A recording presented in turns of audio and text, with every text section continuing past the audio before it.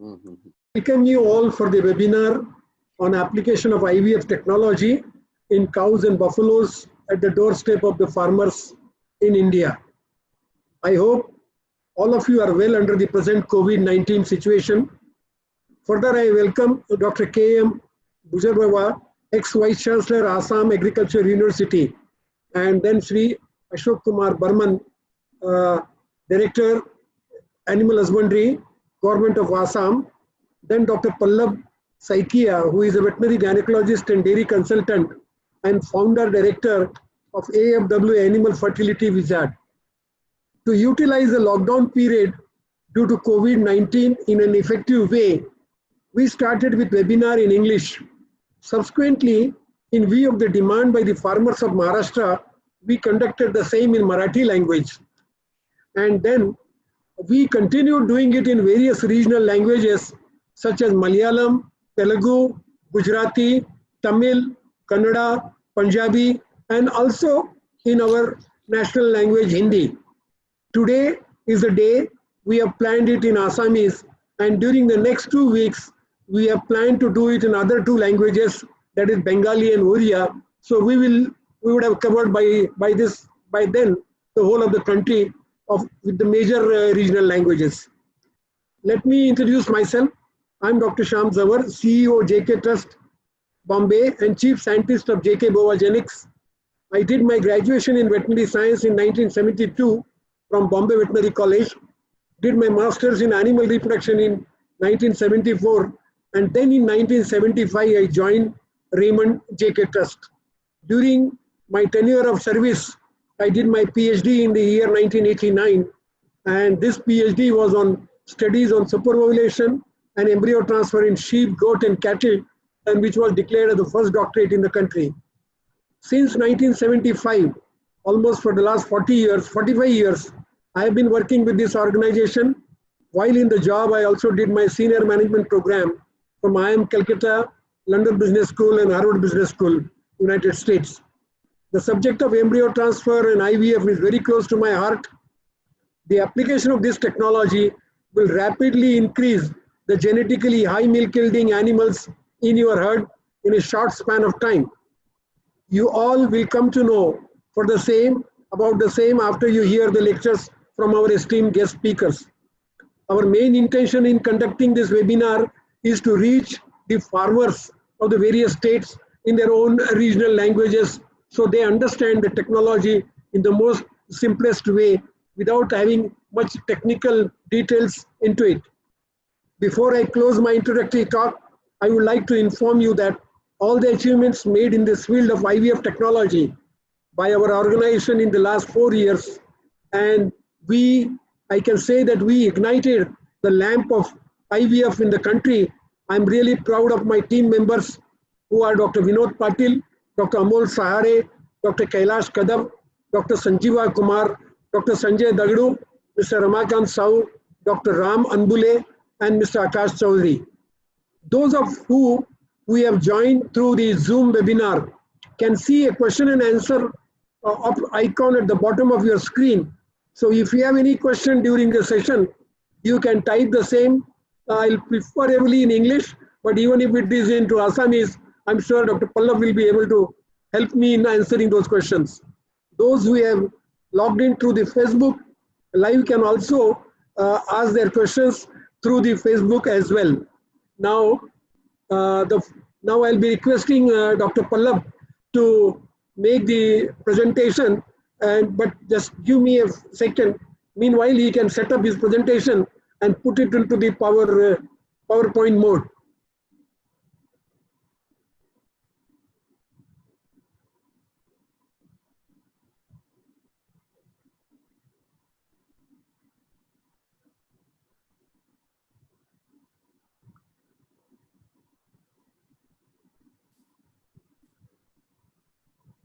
Well, let me introduce you Dr. Pallab, who is a veterinary gynecologist and dairy consultant. He is a founder director of Animal Fertility Wizard and has a 16 years of domain experience with Indian and international exposure and possesses a rich knowledge in animal reproduction management. Graduated in 2004 from the Faculty of Veterinary Science, Assam Agriculture University. In the year 2006, he completed his master's degree with specialization in animal reproduction, gynecology and obstetrics from the same institute. Currently, he is based in Pune, Maharashtra, and working as an expert animal gynecologist and a dairy consultant across the country. He is also working as a canine pet physician and running 2 pet clinics in Pune since 2012. Now I request Dr. Pallab to start with the presentation. Over to Dr. Pallab. Thank you, sir.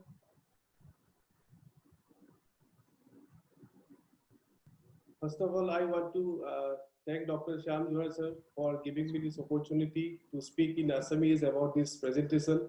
Of course, I am not an expert in IVF or embryo transfer technology in dairy animals, but of course, I am since last 4 years I am working with the animal health industry and different dairy farms having more than 150 animals to 1,000, 2,000, 3,000 animals, and in each and every visit we have realized that this is one of the most important things which we need immediately in India.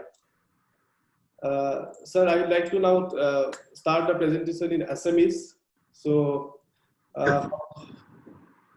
প্ৰথমতে সকলোলৈকে আন্তৰিক নমস্কাৰ জনাইছো মোৰ শিক্ষাগুৰু তথা অসম কৃষি বিশ্ববিদ্যালয়ৰ প্ৰাক্তন উপাচাৰ্য ডক্টৰ বুজৰ বৰুৱা ছাৰলৈ নমস্কাৰ জনাইছো ছাৰ আশীৰ্বাদ কৰিব নমস্কাৰ দ্বিতীয়তে আমাৰ বিশিষ্ট অতিথি নিৰ্দিষ্ট বক্তা অসম পশুপালন আৰু পশু চিকিৎসা বিভাগৰ সঞ্চালক মিষ্টাৰ অশোক দেৱলৈ আন্তৰিক নমস্কাৰ জ্ঞাপন কৰিলো ছাৰক এতিয়ালৈকে লগ পোৱা নাই আশা কৰিছো নেক্সট টাইম গুৱাহাটী গলে ছাৰক লগ পাম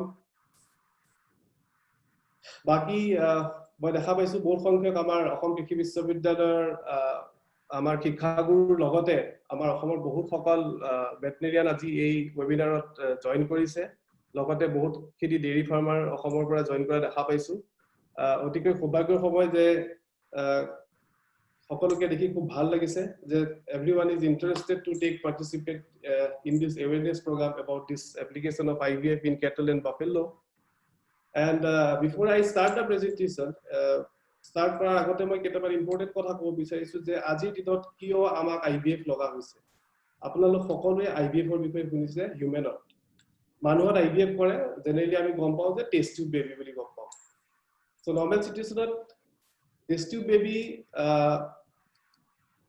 বেবি এটা মানুহৰ এনেকুৱা এটা ধাৰণা আছে যে এটো ল্যাবৰেটৰীত বনোৱা বেবি হয় কিন্তু একচুয়ালি তেনেকুৱা নহয় বহুত সংখ্যক আমাৰ অসমীয়া মানুহৰ এটা ধাৰণা আছে তেনেকুৱা কিন্তু একচুয়ালি ইয়াত যেতিয়া মাক আৰু দেউতাকৰ শুক্ৰাণু আৰু ডিম্বাণু সংগ্ৰহ কৰি এক ল্যাবৰেটৰীত বনোৱা হয় আৰু এই সন্তানটোৱেও একেখিনি জিন মাকৰ বা দেউতাকৰ পৰা যোনটো বংশগত আগলৈ আগবঢ়াই নিয়ে তাত কোনো ডিফাৰেন্স নাথাকে Of course, ইয়াক কোৱা হয় টেষ্ট টিউব বেবি বুলি বাট আজি আপোনালোকে ভালদৰে বুজিব যে এই প্ৰসেসটো কেনেকৈ কৰা হয় কেনেকৈ ইয়াত শুক্ৰাণু কালেক্ট কৰি ডিম্বাণুৰ লগত ল্যাবৰেটৰীত IVF টেকনলজিৰ জৰিয়তে বনাই পেলাই নেক্সট কেনেকৈ ইয়াক ট্ৰান্সফাৰ কৰা হয় তাৰ বিষয়ে খুব ভালকৈ আপোনালোকে গম পাব কিন্তু কথা হ'ল যে ভাৰতবৰ্ষত গৰু আৰু মহত কিয় IVF পদ্ধতিৰ বৰ্তমান সময়ত ৰিকোয়াৰমেন্ট হৈছে আপোনালোক সকলোৱে জানে যে ভাৰত এনেকুৱা এখন ৰাষ্ট্ৰ য'ত পৃথিৱীৰ বিশ্বৰ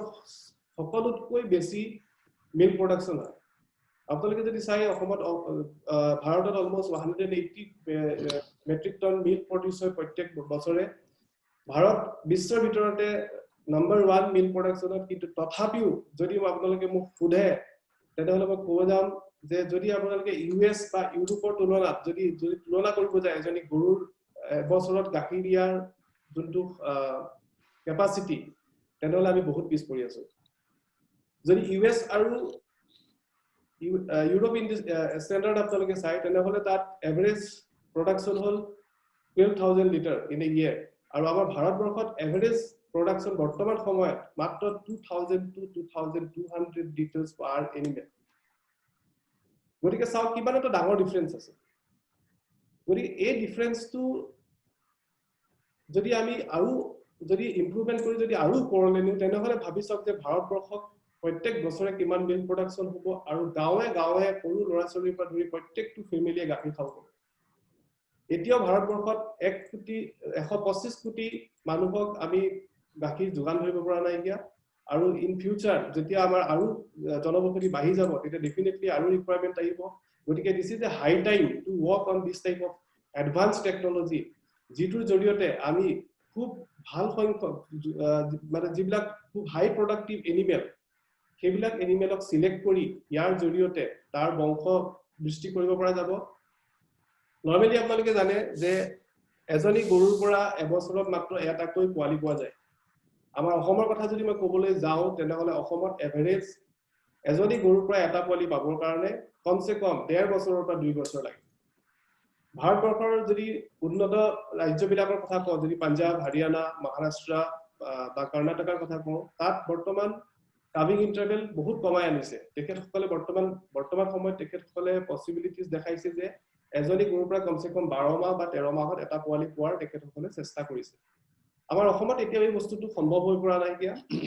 ইয়াত যথেষ্ট সংখ্যক কথা আছে, আমি সেইখিনি কথা এতিয়া বৰ্তমান ডিসকাস কৰিব নাযাওঁ। বাট কথা হ'ল কি, যদি আমি এজনী গৰুৰ পৰা মাত্ৰ এটা পোৱালি পাওঁ এবছৰত আৰু সেই একেজনী গৰুৰ পৰা যদি আমি আইভিএফ কৰি এটা বছৰত 50টা পোৱালি জন্ম দিব পাৰো তেনেহলে আপোনালোকে ভাবি চাওক যে what is the importance of IVF in dairy farms. দ্বিতীয় কথা হ'ল ইউজ অফ বুল সিমেন্ট। বৰ্তমান যদি আমি অসমৰ কথা কওঁ বা ভাৰতবৰ্ষৰ কথা কওঁ, অসমত ভাৰতবৰ্ষত আজি লাষ্ট 20 বছৰ ধৰি অকল আমি ক্ৰছ ব্ৰিডিঙৰ ওপৰত জোৰ দি আহিছো। Cross breeding in the sense only 2 animals, one is Holstein Friesian নহলে জাৰ্সি। আৰু এই ক্ৰছ ব্ৰিডিং কৰোতে কৰোতে কৰোতে আমাৰ যোনখিনি বেছি গাই, যোনখিনি আমাৰ ইন্ডিজিনাস কেটল, সেই কেটলখিনি যোনখিনি ভাল ভাল গৰু আছিল সেই গৰুখিনিক আমি লাহে লাহে ইগনোৰ কৰি পেলাইছো। তাত সবতকৈ ইম্পৰ্টেন্ট কথা হ'ল কি, ঠিক আছে আমি জাৰ্সি বা এইচএফ ফ্ৰজেন সিমেন্ট আনি পেলাই আমি প্ৰডাক্টিভিটি বঢ়ালো, আমাৰ ফাৰ্মত প্ৰডাক্টিভিটি বাঢ়িলে আমাৰ 2 লিটাৰ গৰু গৈ পেলাই 10 লিটাৰ পালেগে বা 15 লিটাৰ পালেগে, 20 লিটাৰ পালেগে। কিন্তু সবতকৈ ইম্পৰ্টেন্ট কথা হ'ল কি, এই জাতটো আমাৰ ৰাজ্যবিলাকত অনাৰ পিছত ফাৰ্মাৰ বিলাকৰ সবতকৈ ডাঙৰ প্ৰব্লেম ষ্টাৰ্ট হ'ব ললে যে একে সময়তে আমি গাখীৰৰ লগতে বহুতবিলাক বেমাৰ ভাৰতবৰ্ষলৈ কঢ়িয়াই আনিলো। যদি আপোনালোকে ইন্ডিজিনাস কেটলৰ বেমাৰৰ বিষয়ে চাই তেনেহলে ইন্ডিজিনাস কেটলৰ বেমাৰ বহুত কম হয়। বা আপোনালোকে যদি ৰিপ্ৰডাকচনৰ কথা যদি মই কওঁ তেনেহলে ৰিপ্ৰডাকচনৰ কাৰণে হাৰ্ডলি আপোনালোকক এটা হৰমনেল ইনজেকচন লাগিব যে যিটোৰ দ্বাৰা আপোনালোকে এটা ইন্ডিজিনাস গৰু প্ৰেগনেন্ট কৰাব পাৰে। কিন্তু বহুত সংখ্যক আপোনালোকৰ বহুত এক্সপিৰিয়েন্স আছে হয়তো যে যেতিয়া জাৰ্সি বা হলষ্টেইন ফ্ৰিজিয়ানৰ যেতিয়া ক্ৰছব্ৰিড এনিমেল এটা কেতিয়াবা ৰিপিট ব্ৰিডিঙত যায় বা বেলেগ কিবা পোষ্টপাৰ্টাম এনেষ্ট্ৰেছ বা পোষ্টপাৰ্টাম ফাৰ্টিলিটি ইছ্যুজ হয় তেতিয়াহলে কিমান সংখ্যক কিমান প্ৰব্লেম আহি পৰে তেতিয়াহলে আপোনালোকে খুব ভালদৰে জানে। এতিয়া এই সিচুৱেশনত সবতকৈ ইম্পৰ্টেন্ট কথা হ'ল যে বুল সিমেন্ট আমি বহুত ইউজ কৰিছো। যিমান বিলাক ভাল ভাল বুল আছে বুলৰ সিমেন্ট কালেক্ট কৰি ষ্ট্ৰ বনাই আমি ওয়াইডলি গোটেই অল ইন্ডিয়া, ইভেন আমি আজি ডেটত সেক্স সিমেন্ট ইউজ কৰিছো বুলৰ পৰা কালেক্ট কৰি। কিন্তু এটা ফিমেল এনিমেলৰ যোনটো কেপাসিটি যে জেনেদৰে এটা মেল এনিমেলৰ পৰা সিমেন্ট সংগ্ৰহ কৰি পেলাই আমি ফ্ৰজেন সিমেন্ট বনাব পাৰো, ঠিক সেই একেদৰে এটা ফিমেল এনিমেলৰ পৰাও আমি ভ্ৰূণ সংগ্ৰহ কৰি ডিম্বাণু সংগ্ৰহ কৰি আমি এটা এনিমেলৰ পৰা কমসে কম এটা বছৰত নাই কমেও 40-50টা পোৱালি জন্ম দিব পাৰো। আৰু সেই 40-50টা পোৱালি সেই ভ্ৰূণ সংগ্ৰহ কৰি আমি সিমেন্টৰ লগত ফাৰ্টিলাইজ কৰি ইনভিট্ৰো ফাৰ্টিলাইজেশনৰ জৰিয়তে বেলেগ এনিমেলত ট্ৰান্সফাৰ কৰি পেলাই আমি এটা বছৰত যথেষ্ট সংখ্যক আমি বংশবৃদ্ধি কৰিব পৰা যায়। গতিকে এই যোনটো ফিমেল এনিমেলৰ যোনটো কেপাসিটি, সেই কেপাসিটিটো যদি আপোনালোকে ইমপ্ৰুভ কৰিব যায়, যদি ভাল ভাল এনিমেল যদি আপোনালোকে সিলেক্ট কৰি পেলাই ভাল এনিমেল খিনি যদি বংশবৃদ্ধি কৰিব পৰা যায় তেনেহলে আজিৰ ডেটত আইভিএফতকে বেলেগ কোনো টেকনলজি এই ওয়ার্ল্ডত। I'm sorry, you have to move your slides. Yes sir, I'm just discussing about the requirement of IVF in cows. What are the Okay, sorry. So and secondly যেনেদৰে এটা মেল এনিমেলত সিমেন্ট প্ৰডাকশন হয় ঠিক একেদৰে এটা female এনিমেলতো কিমানখিনি power থাকে to produce inside in her life time. কিন্তু কিমানখিনি লাইফ টাইম এটা যদি আপোনালোকে ফিমেল এনিমেলৰ কথা চিন্তা কৰে তেনেহলে গোটেই লাইফ টাইমত হাৰ্ডলি 8 to 9 কাপ জন্ম দিয়ে। কিন্তু নৰ্মেল সিচুৱেশনত আমাৰ অসমৰ সিচুৱেশনত কেতিয়াবা 8 বা 10টা কাপ পাব টান হৈ গুচি যায় কাৰণ আমাৰ তাতে কাভিং ইন্টাৰভেলটো বহুত বেছি। তৃতীয়তে আৰু এটা প্ৰবলেম হয় কি আমাৰ মানুহে বেলেগ ৰাজ্যৰ পৰা এনিমেল কিনি আনে যেনেকৈ ধৰি লওক পাঞ্জাব হাৰিয়ানা বা বেংগলোৰ মহাৰাষ্ট্ৰৰ পৰা এনিমেল কিনি লৈ যায় কিন্তু তাত যোৱাৰ পিছত কি হয় গাখীৰ বা ফেট পাৰ্চেন্টেজ লাহে লাহে কমি গৈছে তাৰ কথা হ'ল তাৰ কাৰণ হ'ল কি বেলেগ ৰাজ্যৰ এনিমেল বিলাকে আমাৰ অসমৰ যোনটো এনভাইৰনমেন্ট যোনটো হিউমিডিটি হায়াৰ হিউমিডিটি এনভাইৰনমেন্ট তাত আমাৰ এই এনভাইৰনমেন্টত এইবিলাক এনিমেলে সাৰ্ভাইভ কৰিব নোৱাৰে সো যদিও আমাৰ অসমত এটা স্পেসিফিক কেটল ব্ৰিডিং পলিসি আছে তাৰ পিছতো জাৰ্সি আৰু হলষ্টাইন ফ্ৰিজন এনিমেলে অসমত এতিয়াও বৰ্তমান সময়তো specially April to September October because of high humidity survive কৰা বহুতখিনি কষ্ট পায় গতিকে adaptation is a very important so এনেকুৱা ক্ষেত্ৰত ইন্ডিজিনাস এনিমেল যদি আমি খুব ভাল এনিমেল সিলেক্ট কৰি হাই প্ৰডিউসিং এনিমেল সিলেক্ট কৰি তাৰ পৰা যদি এমব্ৰায়ো কালেক্ট কৰি আমি ডিফাৰেন্ট এনিমেলছ দিব যাও then it will be a very good process for all of us তৃতীয়তে আৰু এটা ইম্পৰ্টেন্ট কথা হ'ল কি বৰ্তমান গভৰ্নমেন্ট অফ ইণ্ডিয়াই গোকুল নামেৰে এটা ৰিসেন্টলি project start কৰিছে যত নেকি পুৰা all India total 30 IVF centers they have already approved মই নাজানো অসমৰ কাৰণে এপ্ৰুভেল হৈছে নে নাই মই নাজানো অশোক ছাৰে পিছত ক'ব পাৰিব কিন্তু টোটাল 30 টা সেন্টাৰ অল ইন্ডিয়া এপ্ৰুভ কৰিছে যত নেকি IVF ভান থাকিব বা IVF ল্যাবৰেটৰী থাকিব যাৰ জৰিয়তে বিভিন্ন ডিস্ট্ৰিক্ট বিলাকত তাৰ হ'ব এপ্লিকেশন কৰা হ'ব এতিয়া আহিছো মই details of presentation বিষয়ে this is a presentation from JK Trust and I am going to present it in Assamese আৰু এই প্ৰেজেন্টেশনৰ জৰিয়তে আপোনালোকে গম পাব যে IVF প্ৰযুক্তি একচুয়ালি হয় কি আৰু কেনেদৰে নহয় এটা গৰুৰ পৰা ভ্ৰূণ কালেক্ট কৰি ল্যাবৰেটৰী ফাৰ্টিলাইজ কৰি কেনেকৈ বেলেগ এটা এনিমেলত ইয়াক দিয়া হয় আৰু লগতে ইয়াত দেখা যাব আপোনালোকে দেখা পাব যে JK Trust কেনেদৰে IVF ৰ ক্ষেত্ৰত লাষ্ট 20 বছৰ ধৰি কাম কৰি আহিছে এই বিষয়ে আপোনালোকক দেখাম So this is the presentation outline. So so we are going to discuss about different like কেনেধৰণে IVF প্ৰযুক্তি কৰা হয় তাৰ ওপৰত ডিসকাস কৰিম আৰু JK Trust এই ক্ষেত্ৰত কেনেদৰে কাম কৰি আছে তাৰ বিষয়ে মই ক'ব গৈ আছো সো প্ৰথমতে প্ৰেজেন্টেশনটো আৰম্ভ কৰাৰ আগতে JK Trustৰ বিষয়ে ক'বলৈ ওলাইছো he is the dynamic leader of this Raymond Group আপোনালোকে Raymond Groupৰ নাম শুনিছে জেনেৰেলি Raymond বুলি ক'লে আমি হয় কাপোৰ বা নহলে ফেব্ৰিক্সৰ কথা গম পাওঁ বাট Raymond Group is one of the biggest trust in India and he is the chairman Mr. Gautam Harishingania আৰু এই অৰ্গানাইজেশনটোৰ আন্ডাৰত JK Trust is one of the biggest NGO in India যিয়ে নেকি বৰ্তমান সময়ত গোটেই ভাৰতবৰ্ষত অতি কমকেও around if you see कम से कम 114 খন ডিস্ট্ৰিক্ট প্ৰায় 10 খন ষ্টেটত 114 খন ডিস্ট্ৰিক্টত total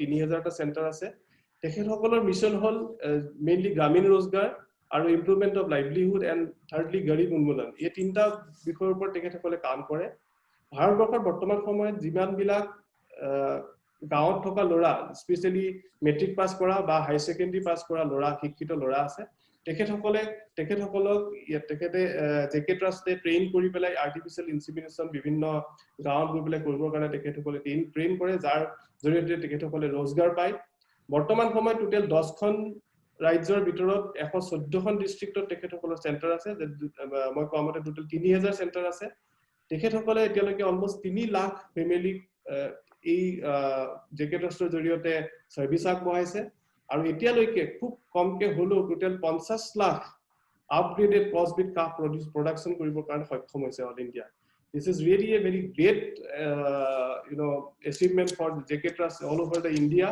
and we really congratulate Dr. Shyam sir and his leadership and his team for working for this noble cause and improving the livelihood of the these village people around these 10 states of India sir thank you so much then coming to the next slide just the history of JK Trust যদি JK Trustৰ history চাই প্ৰথম 1970 তেখেতসকলে এখন ship building farm start কৰিছিল মহাৰাষ্ট্ৰত যত around 6000 শিপ তেখেতসকলে অষ্ট্ৰেলিয়াৰ পৰা আনি পেলাই ব্ৰিডিং ফাৰ্মখন ষ্টাৰ্ট কৰিছিল তাৰ পিছত 1983 তেখেতসকলে ৰেমন্ড এমব্ৰায়ো ৰিসাৰ্চ চেণ্টাৰ আৰম্ভ কৰে ছত্তীশগড়ত তাৰ পিছত 1997 চনত তেখেতসকলে কেটল ব্ৰীড ইমপ্ৰুভমেন্ট প্ৰগ্ৰাম আৰম্ভ কৰে যাৰ জৰিয়তে ফাৰ্মাৰৰ ঘৰত গৈ পেলাই যিধৰণে মই আপোনাক লোকক ক'লো প্ৰায়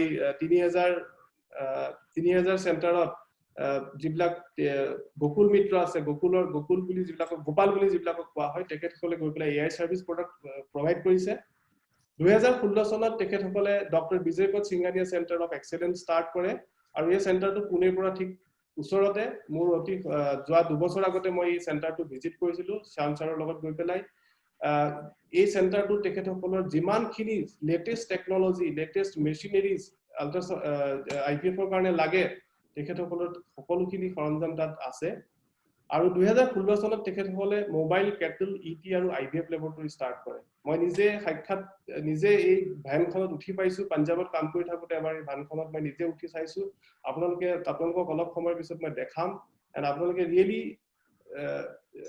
শক হ'ব যে এখন মোবাইল ভ্যানৰ ভিতৰত কেনে ধৰণে এমব্ৰায়ো কালেক্ট কৰি 7 দিন ফাৰ্মাৰৰ ঘৰৰ ফ্ৰন্টত ভ্যানখন ৰাখি পেলাই তাতে এমব্ৰায়ো বনাই কেনেকে বেলেগ এটা এনিমেলত তেখেতসকলে ট্ৰান্সফাৰ কৰে তাৰ বিষয়ে আপোনালোকক এই ভ্যানখনৰ জৰিয়তে মই দেখাম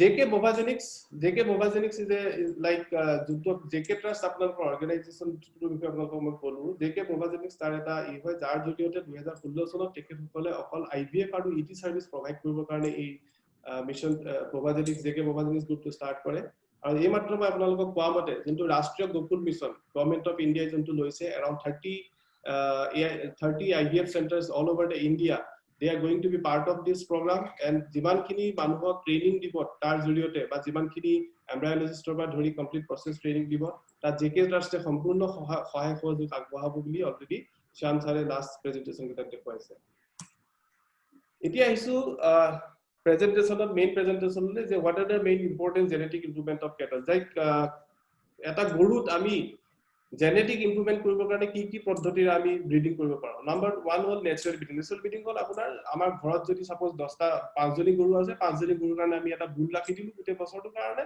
আৰু যেতিয়া গৰু কিজনী হিত হয় তেতিয়া আমি বুলটো ইউজ কৰো কিন্তু এই ক্ষেত্ৰত হয় কি এটা বুল ৰাখি গোটে বছৰটোৰ কাৰণে এটা বুল আপুনি পুহি ৰখাটো বহুত কষ্টলি হয় গতিকে আজিৰ দিনত এই সিচুৱেচনটো জেনাৰেলি মানুহে নকৰে কাৰণ বুল এটা গোটে বছৰটো পুহি ৰখাতকে যদি আপুনি 5 জনী গৰুৰ কাৰণে আৰ্টিফিশিয়াল ইনসেমিনেশন কৰা যায় তেনেহলে অতিকে লাভৱান হ'ব গতিকে তাৰ পিছত আহিলে আৰ্টিফিশিয়াল ইনসেমিনেশন মই কোৱা ধৰণে ইট ইজ ভেৰি কষ্ট ইফেক্টিভ হয় আপোনাৰ পিছত 5 জনী বা 10 জনী গৰু আছে আপুনি বছৰটোত 5 বাৰ বা 10 বাৰ এজন ভেটেৰিনাৰক মাতি পেলাই আপুনি এআই কৰিলে বাস আপোনাৰ কাম হৈ গ'ল কিন্তু কথাটো হল কি আৰ্টিফিশিয়াল ইনসেমিনেশনৰ জৰিয়তে অনলি যোনটো মেল জেনেটিক পটেনশিয়াল যেনেদৰে মই আপোনালোকক অলপ সময় আগতে ক'লো only bull semen যোনবিলাক ভাল bull semen সেইখিনি প্ৰমোট কৰি পেলাই তাৰ জৰিয়তে অকল মেল জেনেটিক পটেনশিয়ালটো আগবঢ়াব পৰা যায় কিন্তু ফিমেলৰ যোনটো পটেনশিয়াল এই পটেনশিয়ালটো আগবঢ়াব পৰা নাযায় কাৰণ এজনী গৰুৱে এটা বছৰ এটা পোৱালি দিব বা 1.5 বছৰ এটা পোৱালি দিব বা গোটে জনমটোত গোটে লাইফ টাইমত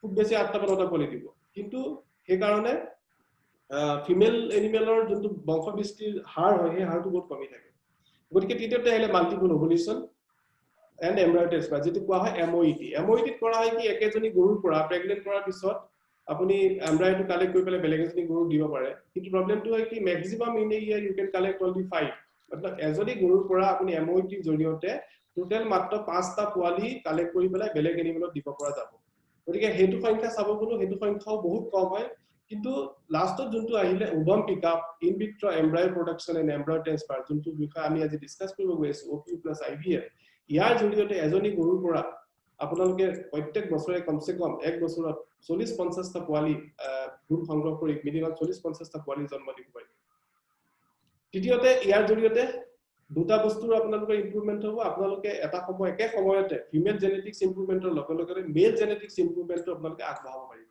আৰু সবতকে ইম্পৰ্টেন্ট হল কি in case of ovum pickup and in vitro fertilisation we use only the ovary but in case of MOET we use the complete reproductive tract of the animal so gotike MOET আমি গুটেই বস্তুটো আমি cover কৰো কিন্তু over pickup বা in vitro ফাৰ্টিলাইজেশন only ওভাৰি পৰা আমি বস্তুটো collect কৰি পেলাই নিউট্ৰিশন দিয়া যায় যেটো কাৰণে এনিমেল হ্যান্ডলিং প্লাস আপোনালোকে যদি চাও বিচাৰে this is very like the advantages are more than the MOET now কথা হল কি আমি কেনে ধৰণৰ এনিমেলত IVF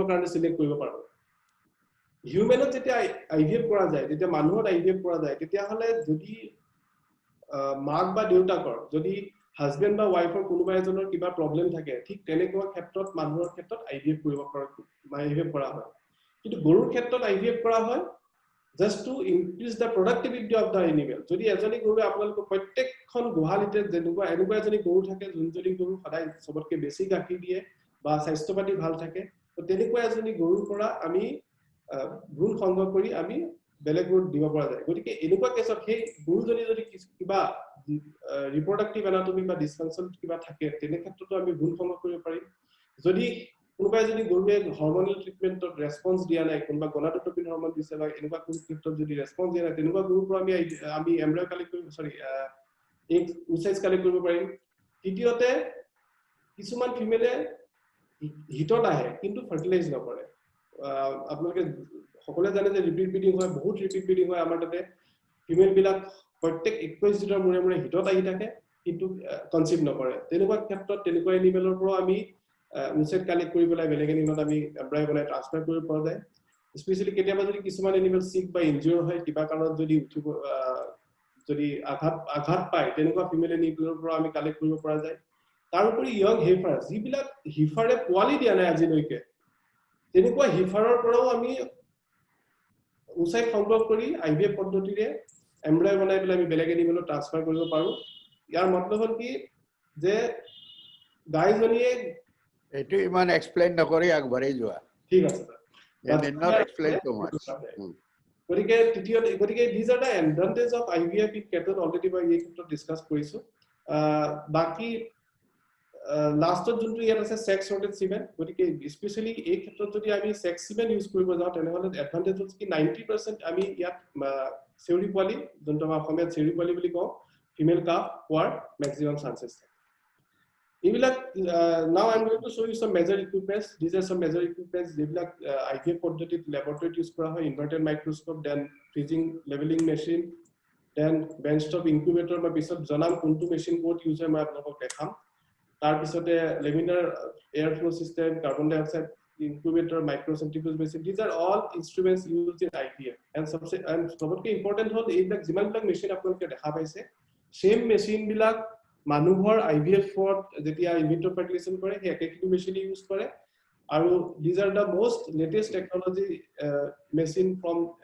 different parts of world like Brazil and US and these are the some like ইয়াত যদি আপোনালোকে দেখা পায় OPU যেটা উচাইট এক্সপ্ৰেছন কৰা হয় এই মেশিনটো ইউজ কৰা হয় এটা ইয়াত নেক্সট যোনটো ভিডিও আছে তাত দেখা পাব বাকি এনিমেলটো উচাইট কালেক্ট কৰিব সময় যেটা ৰেষ্ট্ৰেইন কৰা হয় these are the some restraint equipments.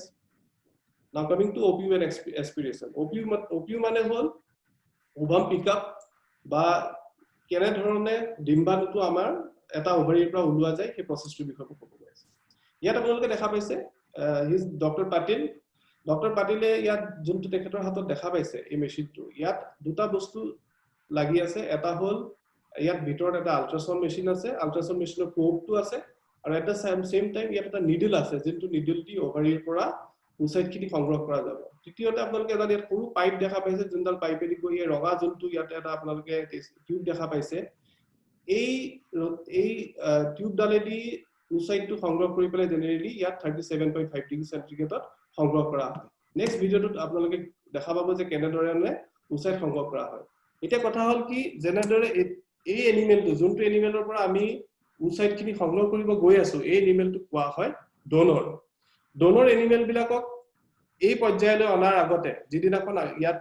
আমি ইনসাইটটো কালেক্ট কৰা যাব তাৰ ঠিক 10-15 দিন আগৰ পৰা এনিমেলটো প্ৰিপাৰেচন কৰা হয় তাৰ কাৰণে বিভিন্ন ধৰণৰ প্ৰটোকল আছে হৰমোনেল প্ৰটোকল আছে সিডাৰ প্ৰটোকল আছে উইদাউট সিডাৰ প্ৰটোকল আছে ইয়াত PGF2 আলফা দেন ফলিট্ৰপিন ফলিগন বিভিন্ন ধৰণৰ হৰমোন ইউজ কৰা যায় জেনেৰেলি আমাৰ যোনবিলাক দেশী কেটল থাকে দেশী কেটলত আপোনালোকে কোনো হৰমোনেল ইনজেকচন নিদিয়াকে আপোনালোকে ইমানখিনি ইয়াত ফলিকুল দেখা পাব ফলিকুল আৰু কিন্তু যোনবিলাক HF বা জাৰ্সি কেটল হয় তাত উইদাউট স্টিমুলেশন ইমানখিনি ফলিকুল পোৱা সম্ভৱ নহয় আপোনালোকে এই ভিডিওটো দেখাম ভিডিওটোত কেনে ধৰণে এইবিলাক যিবিলাক আপোনালোকে কোলা দেখা পাইছে আল্ট্ৰাসাউন্ড মেশিনটোত এইবিলাক হল এটা ফলিকুল আৰু প্ৰত্যেকটো ফলিকুলৰ ভিতৰত এটা এগ থাকে উচাইট থাকে এতিয়া এই বস্তুটো আপোনালোকক দেখাম যে এইটো কেনে ধৰণে কালেক্ট কৰা ইয়াত আপোনালোকে চাব আল্ট্ৰাসাউন্ড মেশিনত ওপৰৰ পৰা যোনটো মই আপোনালোকক দেখাইছিলো নিডল ডক্টৰ পাটিলে যোনটো এইটো হল নিডল এইটো পৰা যদি আপোনালোকে চাই এই নিডলটো দি প্ৰত্যেকটো প্ৰত্যেকটো ফলিকুলাৰ পৰা নিডলটো দি পেলাই ইয়াৰ পৰা এস্পাইৰেট কৰা হৈছে এয়া চাওক এইটো পৰা ইয়াত চাওক এইটো সো এনে ধৰণে প্ৰত্যেকটো ফলিকুলাৰ পৰা এই নিডলটোৱেদি হাতেৰে ধৰি পেলাই ওপৰ ফালে দি ৰেক্টামেদি হাতেৰে ধৰি ইয়াৰ পৰা আল্ট্ৰাসাউন্ড মেচিনৰ সহায়ত এই ফলিকুলটো চাই পেলাই এনে ধৰণে ইনসাইট বিলাক এস্পিৰেশন কৰা হয় সো এটা এনিমেলক এবাৰত কমসে কম 20 টাৰ পৰা 30টা বা কিছুমান এনিমেলক দিবলৈ আমি 40 50 60টা লৈকে ইনসাইট আমি সংগ্ৰহ কৰা দেখা পাইছো যত নেকি it generally depends upon the stimulation protocol উপর ডিপেন্ড কৰে কিন্তু মিনিমাম আপোনালোকে বহুত সংখ্যক যথেষ্ট সংখ্যক উইসাইট একে ধৰণে কালেক্ট কৰিব পাৰিব এই উইসাইট খিনি কালেক্ট কৰাৰ পিছত ইয়া ক্লাসিফিকেশন কৰা হয় এইবিলাক যিবিলাক আপোনালোকে দেখা পাইছে ফটোত এইবিলাক হল একোটা উইসাইট যে ইয়াত এমব্ৰায়োলজিস্টে কালেক্ট কৰাৰ পিছত এখন ল্যাবৰেটৰীত ইয়াক ক্লাসিফিকেশন কৰে জেনাৰেলি ইয়াক পাঁচটা ক্যাটাগৰি ডিভাইড কৰা হয় A B C D আৰু E ইয়াৰে ভিতৰত A B আৰু C যোনখিনি আপোনালোকে উইসাইট ক্যাৰেক্টাৰিষ্টিক্স দেখা পাইছে এনেকুৱা টাইপৰ উইসাইট খিনি জেনাৰেলি ফাৰ্দাৰ এমব্ৰায়ো প্ৰডাকচনৰ কাৰণে আইভিএফ পদ্ধতিৰ কাৰণে ব্যৱহাৰ কৰা হয় কিন্তু যোনটো আপোনালোকে D আৰু E দেখা পাইছে এইখিনি পসিবল নহয় জেনাৰেলি এনেকুৱা টাইপৰ উইসাইটে আগত গৈ পেলাই আইভিএফ পদ্ধতিত এমব্ৰায়ো বনাব নোৱাৰে সেইকাৰণে এমব্ৰায়োলজিষ্টে জেনাৰেলি A B আৰু C ক্যাটাগৰাইজেশন কৰি পেলাই এই তিনি প্ৰকাৰৰ উইসাইটক ফাৰ্দাৰ মেচুৰেচনৰ কাৰণে ইউজ কৰা হয় এতিয়া আহিলে IVM, IVF আৰু IBC মানে হল in vitro maturation in vitro fertilisation and in vitro culture এতিয়া যোনখিনি আপোনালোকক এইমাত্ৰ মই দেখালো এইখিনি দিস উইসাইটস এই উইসাইট খিনি এতিয়া নেক্সট মেচুৰেচনৰ কাৰণে ইউজ কৰা হ'ব এই উইসাইট খিনি মেচুৰেচনৰ কাৰণে জেনাৰেলি 24 আৱাৰ্স এটা ইনকিউবেটৰত ৰখা হয় আৰু এই ইনকিউবেটৰটো টেম্পাৰেচাৰ মেইনটেইন কৰা হয় 38.5 ডিগ্ৰী সেন্টিগ্ৰেড এইখিনি হল এতিয়া অলপ আগতে দেখুৱা উইসাইট খিনি যোনখিনি এইমাত্ৰ এনিমেলৰ পৰা কালেক্ট কৰি অনা হৈছে আৰু এইখিনি 24 ঘণ্টাৰ পিছত যেতিয়া 24 ঘণ্টা যেতিয়া ইনকিউবেটৰত ৰখা হয় তেতিয়া তাৰ পিছত গ্ৰোথ হোৱাৰ পিছত মেচিউৰ হোৱাৰ পিছত এনে ধৰণৰ আপোনালোকে দেখা পাব ইয়াত আপোনালোকে দেখা পাইছে these are the mature oocytes ইয়াৰ পিছত এটা মেচিন দেখাইছো এই মেচিনটো হল oocyte এইমাত্ৰ যোনটো আপোনালোক কলো এই কালেকচন কৰা ইমেচিউৰ উইসাইট খিনি যেতিয়া এই মেচিনটো ৰখা হয় তেতিয়া এই 24 ঘণ্টাত লাহে লাহে মেচুৰেচন হ'ব ষ্টাৰ্ট কৰে এই মেচিনটোৰ এডভান্টেজ হল কি যদি সাপোজ আমি অহাকালি এটা এনিমেলত আমি উইসাইট কালেক্ট কৰিব খুজিছো সাপোজ গুৱাহাটীত কালেক্ট কৰিব খুজিছো আৰু মই যদি এই মেচিনটো গুৱাহাটীলৈ লৈ গৈ পেলাই গুৱাহাটীত কোনোবা এখন ফাৰ্মত বা যোৰহাটত বা ডিব্ৰুগড়ত যদি কালেক্ট কৰাৰ পিছত ইয়াত দি পেলাই 24 ঘণ্টাৰ কাৰণে মই কাইলৈ পুনেলৈ লৈ আহিব পাৰিম আৰু এই পুনেলে আনি থাকুতে অটোমেটিক্যালি 38.5 ডিগ্ৰী সেন্টিগ্ৰেডত ইয়াত উইসাইট খিনি মেচিউৰ হৈ লাহে লাহে মেচিউৰ হৈ গৈ থাকে আৰু এখন আজিকালি দিনত ফ্লাইটত এলাউ কৰে গতিকে এই মেচিনটোৰ এডভান্টেজ হল কি এই মেচিনটোৰ জৰিয়তে ভাৰতবৰ্ষৰ যিকোনো ৰাজ্যতে গৈ পেলাই উইসাইট খিনি কালেক্ট কৰি আমি ল্যাবৰেটৰীলৈ লৈ আহিব পাৰোঁ যদি আপোনালোকৰ ৰাজ্যৰ ল্যাবৰেটৰী নাই তেনেহলে তাত আমি বস্তুটো সংগ্ৰহ কৰি আমি বেলেগ ষ্টেটত আমি ল্যাবৰেটৰীত লৈ যাব পাৰোঁ Now, preparing the matured oocyte for IVF. He is Dr. Kadam. ইয়াত দেখা গৈছে যে লেমিনাৰ ফ্লো টেকেটে যোনখিনি আমি matured oocyte যোনখিনি আমি oocyte matured কৰাৰ পিছত 24 hours পিছত এই oocyte খিনি now he is preparing for IVF for in vitro fertilization. এই প্ৰসেছটোত টেকেটে ক্যাটাগৰাইজেশন কৰি সিলেকশন কৰি ইয়াৰ পৰা oocyte খিনি আগলৈ আগবঢ়াই দিব Now coming to in vitro fertilization যিখিনি oocyte কালেক্ট কৰিছিল এই oocyte খিনি কালেক্ট কৰাৰ পিছত তাৰ পিছত ল্যাবৰেটৰী আপোনাৰ ইচ্ছামতে যেনেকুৱা ধৰণৰ সিমেনৰ লগত আপোনালোকে ইয়াক ফাৰ্টিলাইজেশন কৰিব বিচাৰিছে তেনেকুৱা টাইপৰ সিমেন আপোনালোকে ইয়াত ইউজ কৰিব পাৰে বৰ্তমান সময়ত সেক্স সিমেন দি পেলাই ইয়াক কৰা হৈ যায় সেক্স সিমেনৰ এডভান্টেজ হল কি আপুনি 90% ফিমেল কাপ হোৱাৰ চান্সেছ থাকে ইয়াত এই ভিডিওটোত আপোনালোকে দেখা পাব এই যিবিলাক দেখা পাইছে এইবিলাক হল ডিফাৰেন্ট oocytes মানে ডিম্বাণু যোনবিলাক আমি এইমাত্ৰ ডোনৰ এনিমেলৰ পৰা কালেক্ট কৰাৰ পিছত ল্যাবৰেটৰীত প্ৰসেছ কৰাৰ পিছত ক্যাটাগৰাইজ কৰাৰ পিছত দেখা পাইছে সাইডত যোনবিলাক দেখিছে এইবিলাক হল স্পাৰ্ম আৰু আপোনালোকে জানে যে এটা oocyteত মাত্ৰ এটাহে স্পাৰ্ম ভিতৰলৈ যাব পাৰিব না এটা আপোনালোকে ভিডিওটোত চাব এইবিলাক স্পাৰ্ম সাইডত ঘূৰি ফুৰিছে ইয়াত ভিতৰত সোমাব চেষ্টা কৰিছে আৰু যেতিয়া এটা স্পাৰ্ম ভিতৰত সোমাই যায় তেতিয়া লগে লগে the process is stop. So this is called as in vitro fertilization. আপোনালোকে সব বহুত সংখ্যক স্পাৰ্ম এনেকে ঘূৰি ফুৰিছে সাইডত আৰু ইয়াৰ ভিতৰত সোমাব চেষ্টা কৰিছে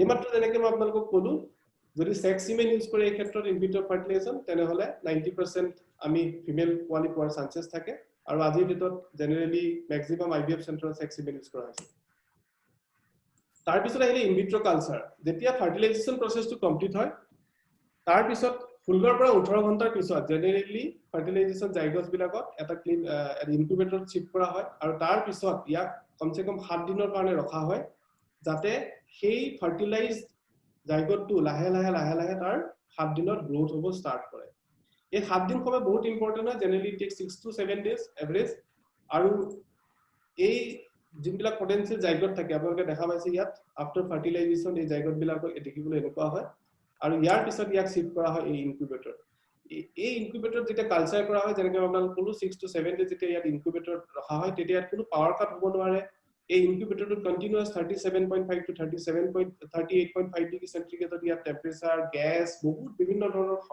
বস্তু ইয়াত দৰকাৰ হয় যোনটো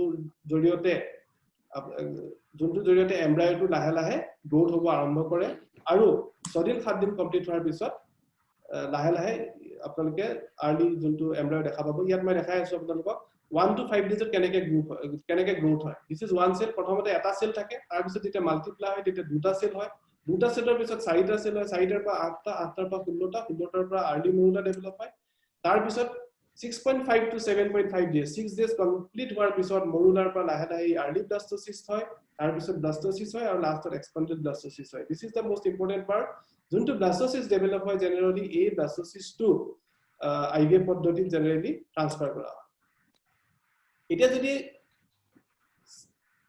ইয়াত যদি চাই এই যেটো আৰ্লি ব্লাস্টোসিসটো কালে ট্ৰান্সফাৰ কৰিবৰ কাৰণে আমি তেতিয়া ৰেচিপিয়েন্ট যোনটো এলিমেন্ট সেই এলিমেন্টটো ৰেডি কৰিব পৰা হয় this is the in short this is the flow diagram যোনখিনি কথা মই আপোনালোকক ক'লো আমি প্ৰথমতে এটা ডোনৰ এনিমেলৰ পৰা কালেক্ট কৰিলো ওভাম পিকআপ কৰিলো ওভাম পিকআপ কৰাৰ পিছত ইন ভিট্ৰো আমি মেচুৰেচন কৰিলো ওসাইডখিনি মেচুৰেচন কৰাৰ পিছত ফাৰ্টিলাইজেশ্যন কৰা হ'ল ফাৰ্টিলাইজেশ্যন কৰাৰ পিছত আমি এমব্ৰায়ো কালচাৰ কৰিলো এমব্ৰায়ো কালচাৰ হোৱাৰ পিছত লাহে লাহে গৈ পেলাই 7 দিনৰ পিছত এমব্ৰায়ো ডেভেলপ হ'ল এতিয়া এই এমব্ৰায়োটো কথা হ'ল কি আপুনি কেনেকে ৰেচিপিয়েন্ট এনিমেলত দিব এই ৰেচিপিয়েন্ট এনিমেলত দিবৰ কাৰণে ইয়াৰ কিছুমান প্ৰটোকল আছে এই প্ৰটোকলটো আপুনি 10-15-20 দিন আগৰ পৰা আৰম্ভ কৰিব লগা হয় যাৰ জৰিয়তে এটা সময়ত গৈ পেলাই এটা দিনত গৈ এই ৰেচিপিয়েন্ট এনিমেলটো ৰেডি হয় এই এমব্ৰায়োটো তেখেতৰ গৰ্ভত লবৰ কাৰণে এই সময়ত আপোনালোকে যিমানখিনি এমব্ৰায়ো বনাই সেই গোটেইখিনি এমব্ৰায়ো যদি আপোনালোকৰ ওচৰত ৰেচিপিয়েন্ট এনিমেল এভেইলেবল আছে তেনেহলে এই গোটেইখিনি এমব্ৰায়ো আপোনালোকে ট্ৰান্সফাৰ কৰিব পাৰিব আদাৰৱাইজ যদি আপোনালোকে ফাৰ্দাৰ নেক্সট 1 বছৰ 2 বছৰ 50 বছৰ 100 বছৰৰ কাৰণে যদি আপোনালোকে ফ্ৰিজিং কৰিব বিচাৰে তেনেহলে সেই এমব্ৰায়োটো ইয়াৰ যিখিনি এক্সট্ৰা এমব্ৰায়ো আপোনালোকৰ তাত ৰৈ গল তেনেহলে সেই এমব্ৰায়োখিনি আপোনালোকে লিকুইড নাইট্ৰজেনত ইয়াত ফ্ৰিজিং কৰি বছৰ ধৰি পিছত আপোনালোকে ইউজ কৰিব পাৰে This is the next machine that is called as lab mix incubator for transport of embryo. जिनখিনি এমব্ৰায়ো ইয়াত বনা যায় जिनখিনি এমব্ৰায়ো আপোনাৰ ল্যাবৰেটৰী ৰেডি হৈ থাকে সেই এমব্ৰায়োখিনি সাপোজ আজি যদি পুনেৰ যোনটো ল্যাবৰেটৰী আছে জেকে ট্ৰাষ্টৰ যোনটো পুনেৰ ল্যাবৰেটৰী আছে সেই ল্যাবৰেটৰীৰ পৰা যদি আমি এমব্ৰায়ো সংগ্ৰহ কৰি অহাকালি গৈ গুৱাহাটী যোৰহাট বা মঙ্গলদৈৰ যোনটো জায়গাত যদি আমি দিব যাওঁ এমব্ৰায়োটো যদি ট্ৰান্সফাৰ কৰিব যাওঁ ৰেচিপিয়েন্টত তেনেহলে এই মেচিনটোৰ যোগেদি আপোনালোকে এমব্ৰায়োখিনি লৈ যাব পাৰে এই মেচিনটোৰ এডভান্টেজ হ'ল কি যেতিয়া ইয়াত আপোনালোকে এটা এমব্ৰায়ো লৈ যায় এই এমব্ৰায়োটো যদি 6 দিন 6.5 ডেজ বা 7.5 ডেজত আপোনালোকে লৈ যায় সেই এমব্ৰায়োটোৰ গ্ৰোথ লাহে লাহে ইয়াতো কন্টিনিউ হৈ থাকে আৰু আজিকালি ফ্লাইটত এলাউ কৰে এইটো জৰিয়তে আমি পুনেৰ পৰা গৈ পেলাই অহাকালি গুৱাহাটী বা বেলেগ জেগাতো গৈ পেলাই আমি আইভিএফ ট্ৰান্সফাৰ কৰিব পাৰোঁ এই প্ৰেজেন্টেচনৰ আৰম্ভণিতে মই আপোনালোকক কৈছিলো এটো অলৰেডি আপোনালোকক এইটো বিষয়ে ক'লো আৰু ইয়াত এতিয়া কথা হ'ল কি এই যোনখন আপোনালোকে গাড়ী দেখা পাইছে যে ভ্যানখন দেখা পাইছে এই ভ্যানখন J K Trust is the first organisation to introduce in India যাৰ জৰিয়তে এই ভ্যানখনৰ ভিতৰত এখন ফাৰ্মত এই ভ্যানখন ৰাখি লৈ তাতে এনিমেলৰ পৰা ডিম্বাণু সংগ্ৰহ কৰি এই ভ্যানখনৰ ভিতৰতে ল্যাবৰেটৰী আছে ইয়াৰ ভিতৰতে আপোনালোকে গোটেই প্ৰসেছটো মই দেখুৱা প্ৰসেছটো কমপ্লিট কৰিব পাৰে 7 দিনৰ ভিতৰত আৰু যেতিয়া ইয়াত এমব্ৰায়োখিনি ৰেডি হৈ যায় 7 দিনৰ পিছত আপোনালোকে সেই একেখন ফাৰ্মতে ৰেচিপিয়েন্ট এনিমেল ৰেডি কৰি পেলাই তাত আপোনালোকে ট্ৰান্সফাৰ কৰিব পাৰে গতিকে আপোনালোকে ভাবি চাওক যে IVF বৰ্তমান সময়ত কেনেকুৱা এটা ইজি পদ্ধতি যে এখন ডেইৰী ফাৰ্মত গৈ এখন গাড়ীত কমপ্লিট এটা ল্যাবৰেটৰী বনাই ল্যাবৰেটৰীত IVF কৰি পেলাই তাত এমব্ৰায়ো বনাই কেনেদৰে 7 দিনৰ ভিতৰত এখন ফাৰ্মত বেলেগ এনিমেলত ট্ৰান্সফাৰ কৰিব পৰা যায় প্ৰথম অৱস্থাত জেকে ট্ৰাষ্টৰ যোনখন গাড়ী লৈছিলে এখন বহুত ডাঙৰ গাড়ী দি পেলাই ইয়াত ল্যাবৰেটৰী স্থাপন কৰিছিলে কিন্তু পিছৰ পৰ্যায়ত দেখা গ'ল যে বহুত সৰু এনেকুৱা ভেনতো এই ল্যাবৰেটৰীটো প্ৰতিষ্ঠা কৰিব পৰা যায় গতিকে অনাগত সময়ত নেক্সট যোনবিলাক আমাৰ ভাৰতত যোনবিলাক IVF ল্যাব বা IVF মোবাইল ভান আহিব গৈ আছে এনেকুৱা টাইপৰ যোনবিলাক মোবাইল ভান তাত আপোনালোকে গোটেই কমপ্লিট ল্যাবৰেটৰীটো স্থাপন কৰি ফাৰ্মাৰৰ ঘৰত গৈ পেলাই আপোনালোকে IVF ট্ৰান্সফাৰ কৰিব পাৰিব বৰ্তমান সময়ত ভাৰতবৰ্ষত যদি আপোনালোকে চাব যায় এতিয়ালৈকে যিমানখিনি কাম হৈছে mainly Gir Sahiwal Tharparkar Red Sindhi Rathi Ongole and Punganur and Khillar and হালিতা these are the breeds mainly cattle breed ইয়াৰ ওপৰত বৰ্তমান সময়ত কাম হৈছে আৰু যদি এক্সোটিক ব্ৰিড চাব যায় তেনেহ'লে মই কোৱামতে হালষ্টন ফিজন আৰু জাৰ্চিৰ ওপৰত কাম হৈছে আৰু বৰ্তমান সময়ত বাফেলো মাত্ৰ মুৰা বাফেলোত বৰ্তমান কৰা হৈছে আৰু ইয়াৰ বিষয়ে মই আগত দেখাম আপোনালোকক ইয়াত এতিয়া দেখাব গৈছো জেকে ট্ৰাষ্টৰ কিছুমান allied donor animals আপোনালোকে চাব পাৰে অলপ আগতে যোনটো মই এইবিলাক কৈছিলো Pune facility these are all good quality gear animals these are the gear donors এইবিলাক এনিমেলৰ পৰা তেখেতসকলে প্ৰত্যেক মাহতে বা প্ৰত্যেক বছৰত যথেষ্ট সংখ্যক এমব্ৰায়ো ইনসাইট কালেক্ট কৰি এমব্ৰায়ো বনাই তেখেতসকলে বেলেগ এনিমেলত ট্ৰান্সফাৰ কৰি আছে This is Sahiwal donors খুব ভাল প্ৰজাতিৰ Sahiwal donor হয় তেখেতসকলে চেণ্টাৰত আছে পুনে চেণ্টাৰত তাৰ পৰা এমব্ৰায়ো কালেক্ট কৰে দেন এইবিলাক হল আপোনাৰ জাৰ্সি হেফাৰ্স যোনবিলাক imported এমব্ৰায়ো imported jersey এমব্ৰায়ো from USA মানে USA ৰ পৰা এমব্ৰায়ো কালেক্ট আনি পেলাই তেখেতসকলৰ চেণ্টাৰত বেলেগ ৰেচিপিয়েন্ট এনিমেলত দি পেলাই এইবিলাক পোৱালি জন্ম দিছে আৰু এইবিলাক এনিমেলৰ পৰা অনাগত সময়ত ফিউচাৰ ডোনৰ্স হিচাপে এইবিলাক এনিমেলক ইউজ কৰা যাব এইবিলাক বহুত হাই ইল্ডিং হাই প্ৰডাক্টিভিটি এনিমেল হয় যাৰ পৰা অনাগত সময়ত ইনসাইট কালেক্ট কৰি পেলাই IVF পদ্ধতিৰে এমব্ৰায়ো ট্ৰান্সফাৰ কৰিব পৰা যাব Then this is the example of HF donor HF heifer calf born from imported HF embryo from Siemens X from Canada this is again in Pune center আৰু যদি these are the some achievement of JK Bobagenics till now এইখিনি বস্তু মই আগত দেখাব গৈ আছো yes এইটো বস্তু চাও আপোনালোকে কেনেকে ধৰণে this is in Maharashtra farmer doorstepত কেনেকে সাৰাতে কাম কৰি পেলাই একেখন গাড়ীতে ইয়াতে কালেক্ট কৰি পেলাই গাড়ীতে প্ৰডাক্টস IVF কৰি এমব্ৰায়ো ট্ৰান্সফাৰ কৰিছে তাৰ এটা photo and this is in Rajan's dairy in Sangamner Maharashtra then this is in agriculture development trust in KVK Baramati আপোনালোক সকলোৱে জানে KVK ইয়াৰ ওচৰতে পুনেৰ পৰা মাত্ৰ 60 কিলোমিটাৰ দূৰত এটা এখন KVK আছে বাৰামতি ইণ্ডিয়াৰ সবতকে বেস্ট KVK বুলি অলৰেডি বহুত বাৰ তেখেতসকলে এৱাৰ্ড পাইছে আৰু তাতে যোনখন ডেইৰী ফাৰ্ম আছে তাতে এই অলৰেডি IVF বহুত বেছি সংখ্যক বেছি হাৰত তাতে সাৰাতে চেষ্টা কৰিছিলে আৰু খুব ভাল ৰিজাল্ট পাইছে then these are the IVF calves in Maharashtra already যিবিলাক জন্ম হৈছে IVF calf then this is in Rajkot Gujarat then these are some IVF calves in Gujarat যিবিলাক already তাতে IVF কৰাৰ পিছত জন্ম হৈছে these are the two identical twin male calves born from IVF then in Kerala also তিনটা already জন্ম হৈছে আৰু 25টা এনিমেলত এতিয়া প্ৰেগন্যান্সি হ'ব বাকি আছে then this is in Rajasthan এতিয়ালৈকে টোটাল 3টা প্ৰেগন্যান্সি তাতে 3টা বাচ্চা জন্ম হৈছে this is in Rajasthan Bikaner then this is in Haryana 3টা already পোৱালি জন্ম হৈছে আৰু 16টা পোৱালি already in process then this is in again Haryana then this is the IVF calf born in again Haryana Sahiwal then in Punjab already Roded Dairy Farm মই ইয়াত নিজে মই সাক্ষী আছিলো এখন ফাৰ্মত টোটাল around বৰ্তমানলৈকে 4টা পোৱালি জন্ম হল টোটাল আৰু বাদল ডেইৰী ফাৰ্মত 3টা টোটাল 7টা পোৱালি জন্ম হৈছে আৰু these are all HF and HF crossbreed then these are the different IVF calves in different places then this is in Tamil Nadu Mr. Murugan dairy farm. Then this is in Tamil Nadu, calf already born. So these are the all success story this is in Andhra Pradesh. So they are doing, in all part of the country. গোটেই ভাৰতবৰ্ষৰ বিভিন্ন ৰাজ্যত তেখেতসকলে IVF-ত কাম কৰিছে and খুব ভাল ধৰণে সফলতা লাভ কৰিছে। কিন্তু ইয়াৰ ভিতৰত দুটামান বহুত ইম্পৰ্টেন্ট বস্তু মই দেখাব গৈ আছো। প্ৰথম যোনটো IVF কাপ বৰ্ণ হৈছিলে, that is from in 8 January 2017, এই কাপটোৰ নাম দিয়া হৈছিলে কৃষ্ণা। আৰু তাৰ পিছত প্ৰথমটো কাপ ফাৰ্ষ্ট ফিমেল কাপ বৰ্ণ হৈছিলে 28 December 2016 and lastly, this is the first Pune জন্ম হৈছিলে প্ৰথমটো পোৱালি IVF-ৰ পিছত। Then this is the animal that I want to show you. This is the most favorite animal of Dr. Shyam Shah. So this is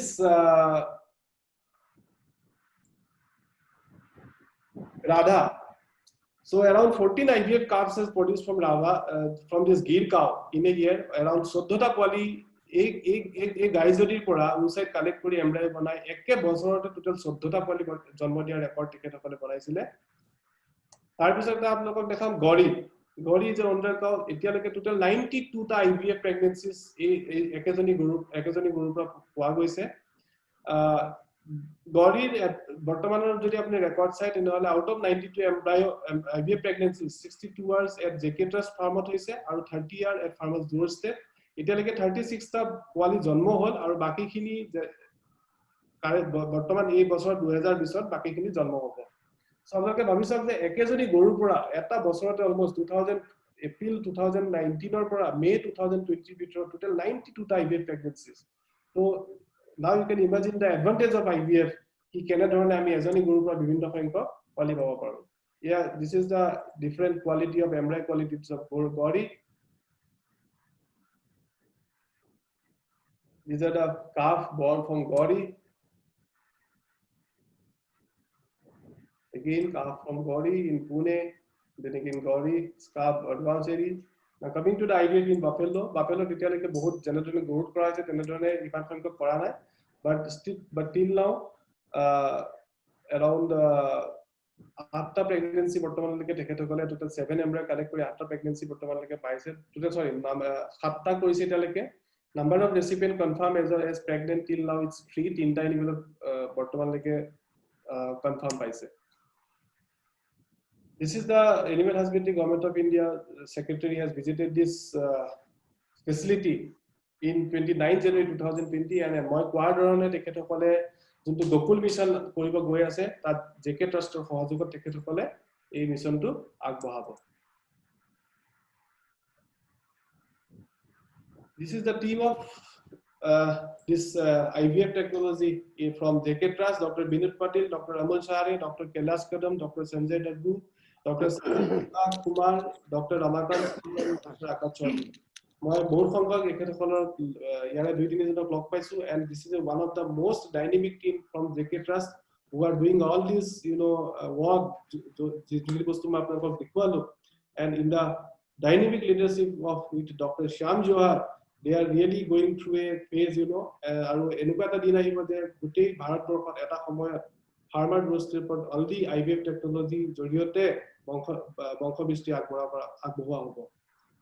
Of course artificial insemination চলি থাকিব কিন্তু বৰ্তমান সময়ত মই কোৱাৰ ধৰণে অনাগত সময়ত IVF ৰ জৰিয়তে আপোনালোকে যথেষ্ট সংখ্যক লাভান্বিত হ'ব।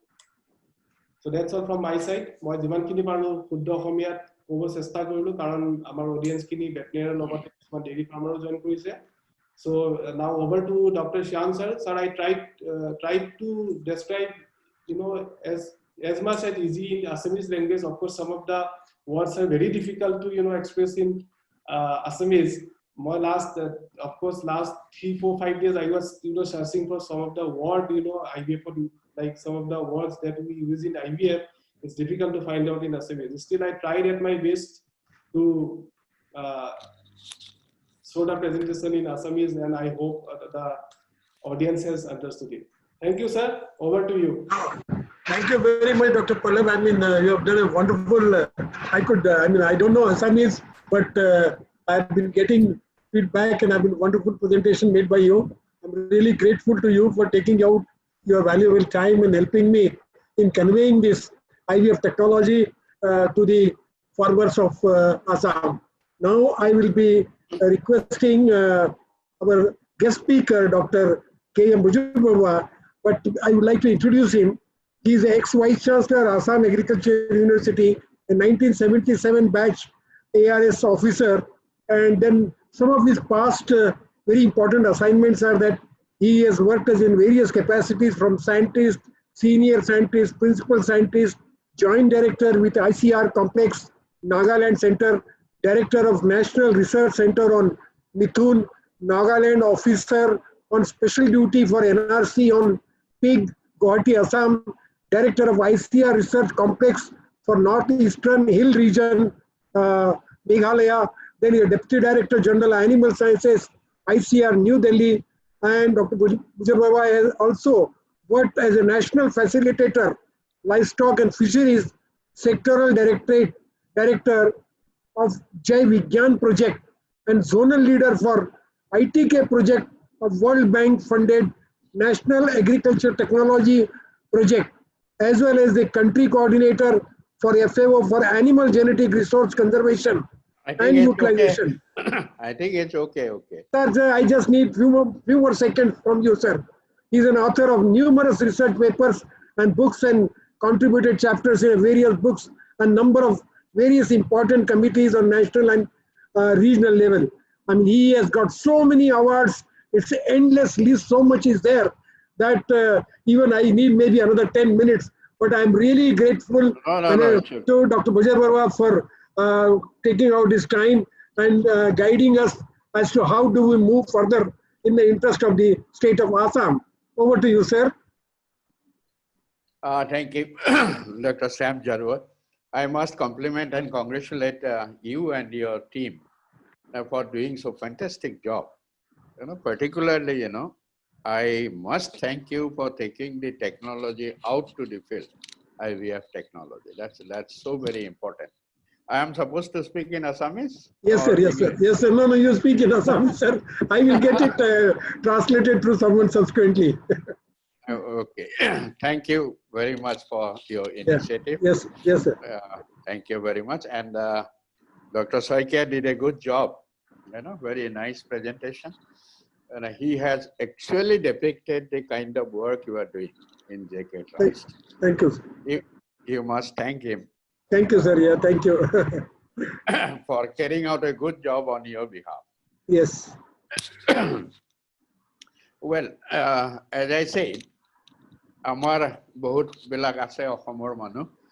Bahut bilak amar technology ulaise. Acha, how much time I have? Sir, time you as per your convenience. No time. There is no time limit for you, sir. I will be as short as possible. No, sir. No time. Please go ahead. Please go ahead. Now say amar gote manuhine ke koisu. The animal reproduction or jitu animal reproductive biotechnology. That ami jonamote sarita etialeke generation hoise. First generation or amar ahisile AI technology, jitu already mentioned kora hoise. Second or ahisile generation or MOET, multiple ovulation embryo transfer technology ahisile. Jitu amar dekhot khub bhal koi mane tar application nuhol for various region, cost and all that. Okaman Soikia koise. Third generation jitu biotechnology ase animal hetu ei IVF technology in vitro fertilization, maturation, culture, transfer eta ebila. Fourth generation to mention kora nai Dr. Soikia eta fourth generation technology jitu nuclear transfer ba amar transgenetics boli koy transgenics. এই ট্রান্সজেনিক্সটো হৈছিল 1996 ডলি বুলা শিপটো কৰিছিলে সাবসিকুৱেন্টলি আমি ক্লোনিংটো আৰম্ভ কৰিছো buffalo kettle শিপ গোটত হৈছে আমাৰ ইণ্ডিয়াত কিন্তু এটো ইনষ্টিটিউশনাল লেভেলতে আছে বাই এণ্ড লাৰ্জ ফৰচুনেটলি কি হৈছে যেটো আইভিএফ টেকনলজি যেটো আজিৰ বিষয় সেই বিষয়টো ভাল লগা কথাটো হৈছে যে এজেন্সিজ লাইক জেকে ট্ৰাষ্ট তেওঁলোকে এটো ফিল্ড লেভেললৈ লৈ গৈছে আজি কেইবা বছৰৰ পৰা আগৰ বহুত বিলাক টেকনলজি এআইৰ বাহিৰে আমাৰ ফিল্ড লেভেললৈ খুব কম কৈ গৈছিল Now, এইটো যাবলৈ সুবিধা পালে ফিল্ড লেভেললৈ বিকজ অফ দ্য সাকসেস যেটো হৈছিলে এটাও মেনশন কৰিছে ovum pickup technology ovum pickup টেকনলজিতে লাইভ এনিমেলৰ পৰা উসাইডবোৰ কালেক্ট কৰিব পাৰে গট আগতে আমি স্লটাৰ হাউস স্লটাৰ কৰিব যোৱা এনিমেলৰ ওপৰত ডিপেন্ড কৰিব আছিল কিন্তু এটা লাইভ সুপিৰিয়ৰ জেনেটিক ম্যাটেৰিয়েলৰ এনিমেলৰ পৰা ল'ব সেইটো পাৰফেক্ট হোৱা কাৰণে ovum pickup plus in vitro embryo production যেটো সেইটো দুইটা বৰ বঢ়িয়াকে টেকনলজিটো হ'ল আৰু এওঁলোকে টেষ্ট কৰি এটো উলিয়াই লৈ গৈছে কিন্তু এই টেকনলজিটো একচুয়ালি লাগে কিয় লাগে আমাক দুটা কাৰণ not only superior female আমি produce কৰো superior male লাগে ধৰক যদি এটা হয় এতিয়া আমি artificial insemination যদি চাও আমাৰ কান্ট্ৰি হিচাপে যদি চাও by 2021 among like 8,800 some 50 bull lage superior bull lage kintu amar ase 4,100 tamane more than double superior bull amak lage keneke koru ei superior bull for AR karone lage tenekuake female lage for increased milk production so duita side ot ami IVF technology tu sabo lagibo এটা basic বেস্টেটো কি হৈছে advanced country বিলাকে যত IVF technology বা আগতেও selection and breeding improvement or কাৰণে কৰিছিলে cattle buffalo সেইটো কৰাৰ কাৰণে হয় গাখীৰ বহুত বেছি উৎপাদন হৈ গল selection pressure টো খুব বেছি হ'ল কিন্তু হোৱাৰ কাৰণে impact এটা নেগেটিভ impact কি হ'ল reproductive disorder বোৰ বাঢ়িব ধৰিলে এই high yielding animal বিলাক যাৰ ফলত কি হ'ল আগতে যিবিলাক আউটস্ট্যান্ডিং এনিমেলৰ পৰা 7 to 8 কাফ লৈছিলে লাহে লাহে হেতু লব নোৱাৰা হৈ 2 to 3 কাফতে লিমিট কৰিব লগা কিয়নো পিছৰ ফালে ইনফাৰ্টিলিটি প্ৰবলেম বেছি আহিব ধৰিলে যেতিয়া তেওঁলোকে 2 to 3 লোৱাৰ পিছত কাল কৰিব লগা হ'ল বা কৰিলে তেতিয়া হে কালিঙৰ লগত কি হ'ল এই আউটস্ট্যান্ডিং যেটো এনিমেল জাৰ্মপ্লাজম আছিলে তেওঁলোকৰ লগত ইমপ্ৰুভড ওসাইট বিলাক গুচি গ'ল গতিকে আমাৰ ওসাইটৰ এভেইলেবিলিটি ইমপ্ৰুভ এটা এনিমেল ডেভেলপ কৰিলো কোনকালে বিক্ৰী কৰিলো গুচি গ'ল সেই কাৰণে হৈছে কি এই যে কালিং কৰাৰ সময়তে বা তাৰ সেই around that period সেই এনিমেল কেইটা before it goes off to slaughter and all that আমি যদি ওসাইট বিলাক কালেক্ট কৰি এই ইন ভিট্ৰো ম্যাচিউৰ কৰি ফাৰ্টিলাইজ কৰি যদি আমি কম উৎপন্নশীল গাইৰ ভিতৰত দি পেলাই অধিক উৎপন্নতাশীল কাফ উলিয়াই ল'ব পাৰো সেইটো হ'লগে আমাৰ বেসিক আইডিয়া IVF টো যে ইয়াৰ পৰা ন এটা কথাটো হৈছে যে এওঁ কৈছে যে আমি এজনে গাইৰ উসাইটৰ পৰা প্ৰায় around 50 পোৱালি ল'ব পাৰো পাৰ ইয়াৰ কিন্তু এডভান্স কান্ট্ৰি এইটো লৈ আছে 80 to 120 ভিতৰত 80টা মিনিমাম ম্যাক্সিমাম 120টা কৈ পোৱালি উলিয়াইছে প্ৰতিজনে গাইৰ পৰা ইন্ডিয়াত তেওঁলোকে দেখুৱালে চাহিৱাল গাইৰ পৰা উলিয়াইছে প্ৰায় 19 পোৱালি কিন্তু তাত যায়গে হিমান কিন্তু আমাৰ টাৰ্গেট কি হ'ব লাগে 80 to 120 যেটো ৰেঞ্জ এভাৰেজ 100 আহি যাব সেইটো হল হয়তো এচিভ কৰিব নোৱাৰিব পাৰো আমি ইন ইণ্ডিয়া আমি 50 তে ৰাখো যে 50 হল কিন্তু আমাৰ হ'ব লাগে কি আমি যদি ধৰিল 1000 ৰিচিপিয়েন্ট গাইড আমি যদি এইটো উলিয়াব কৰিব পাৰো বা সৰি 1000 গাই যদি আমি গাইৰ পৰা ওসাইট লৈ আমি এমব্ৰায়ো প্ৰডিউস কৰিব পাৰো 1000 into 50 কৈ যদি ধৰো 50,000 আমি ইমপ্ৰুভড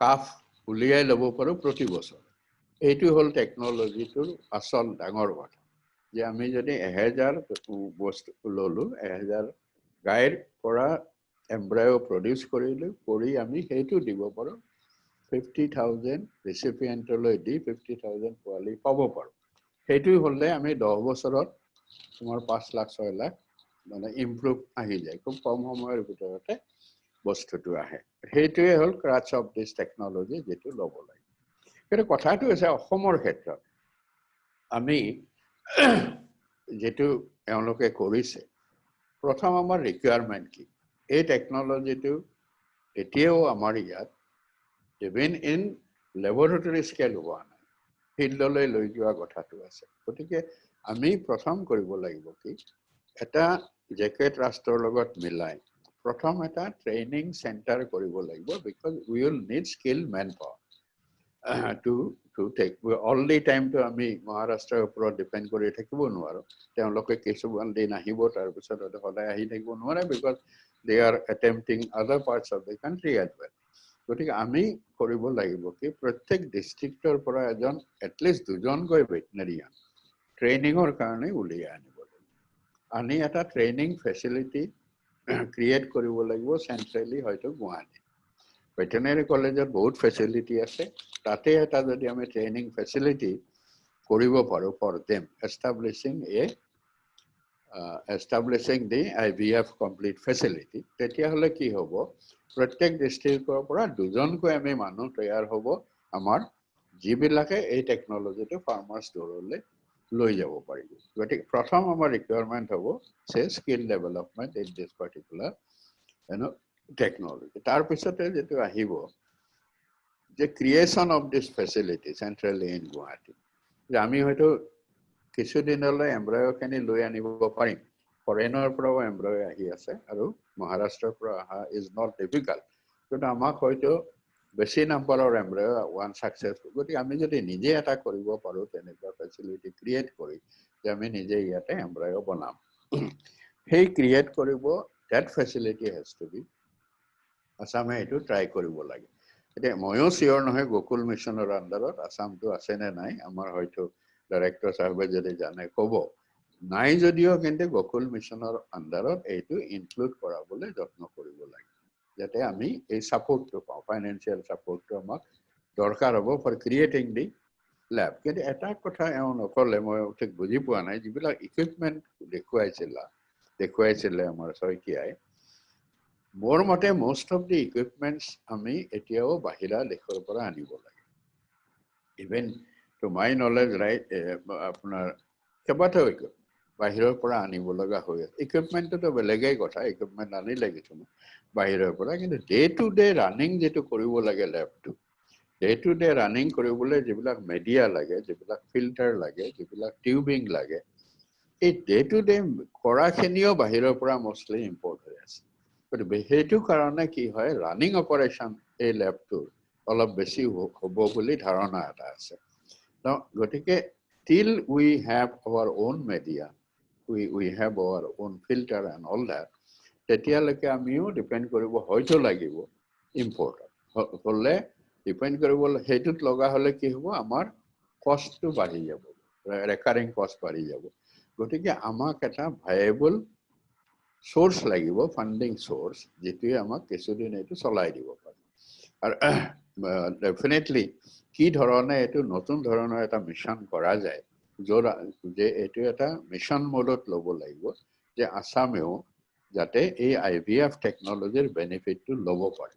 আৰু এইটো যেতিয়া পাৰফেক্ট হৈ যাব, তেতিয়া লাহে লাহে হয়তো আৰ্টিফিচিয়েল ইনসেমিনেশ্যনটো আমি এভইডো কৰি দিব পাৰোঁ। কিন্তু আমি চাব লাগে এই টেকনলজিটো যাতে খুব ভালকৈ সাকসেসফুল হৈ যায়। দুটা তিনটা স্টেপ আমি ইয়াত আগতে থাকো, কিয়নো এমব্ৰায়টো ফৰ্ম হৈয়ে যায়। গতিকে তাক আনাদাৰ ইম্পৰ্টেণ্ট কথা এওঁ যেটো কৈছে ৰেচিপিয়েণ্ট এনিমেল দুটা আছে। এটা আমি যদি ফ্ৰেছ এমব্ৰায়টো ট্ৰান্সফাৰ কৰিব পাৰোঁ, তাৰ survival is definitely better than the frozen embryo. Frozen এমব্ৰায়তকৈ থয়িঙৰ বহুত কথা আছে। গতিকে আমি এটা ৰেচিপিয়েণ্ট লাইন এটা ঠিক কৰি ল'বলৈ এইটো কৰিব লাগিব না। ইমিডিয়েটলি ক'ত কৰিব পাৰোঁ, হয়তো আমি গৌশালাত কৰিব পাৰোঁ। আসামৰ যে গুৱাহাটীতে গৌশালা আছে, তাৰ আমি 100 এনিমেল লৈ ল'লোঁ, ইন ওৱান গো হয়তো আমি 100 এমব্ৰায়ো ট্ৰান্সফাৰ কৰি দিওঁ। তেতিয়া কি হ'বগে, তাৰ পৰা যিবিলাক ওলাব পোৱালি, সেইবিলাক আমি হয়তো কন্ট্ৰাক্ট ছাৰ্ভিচত গৌশালাত আমি প্ৰডিউচ কৰি আমি লৈ যাব পাৰোঁ।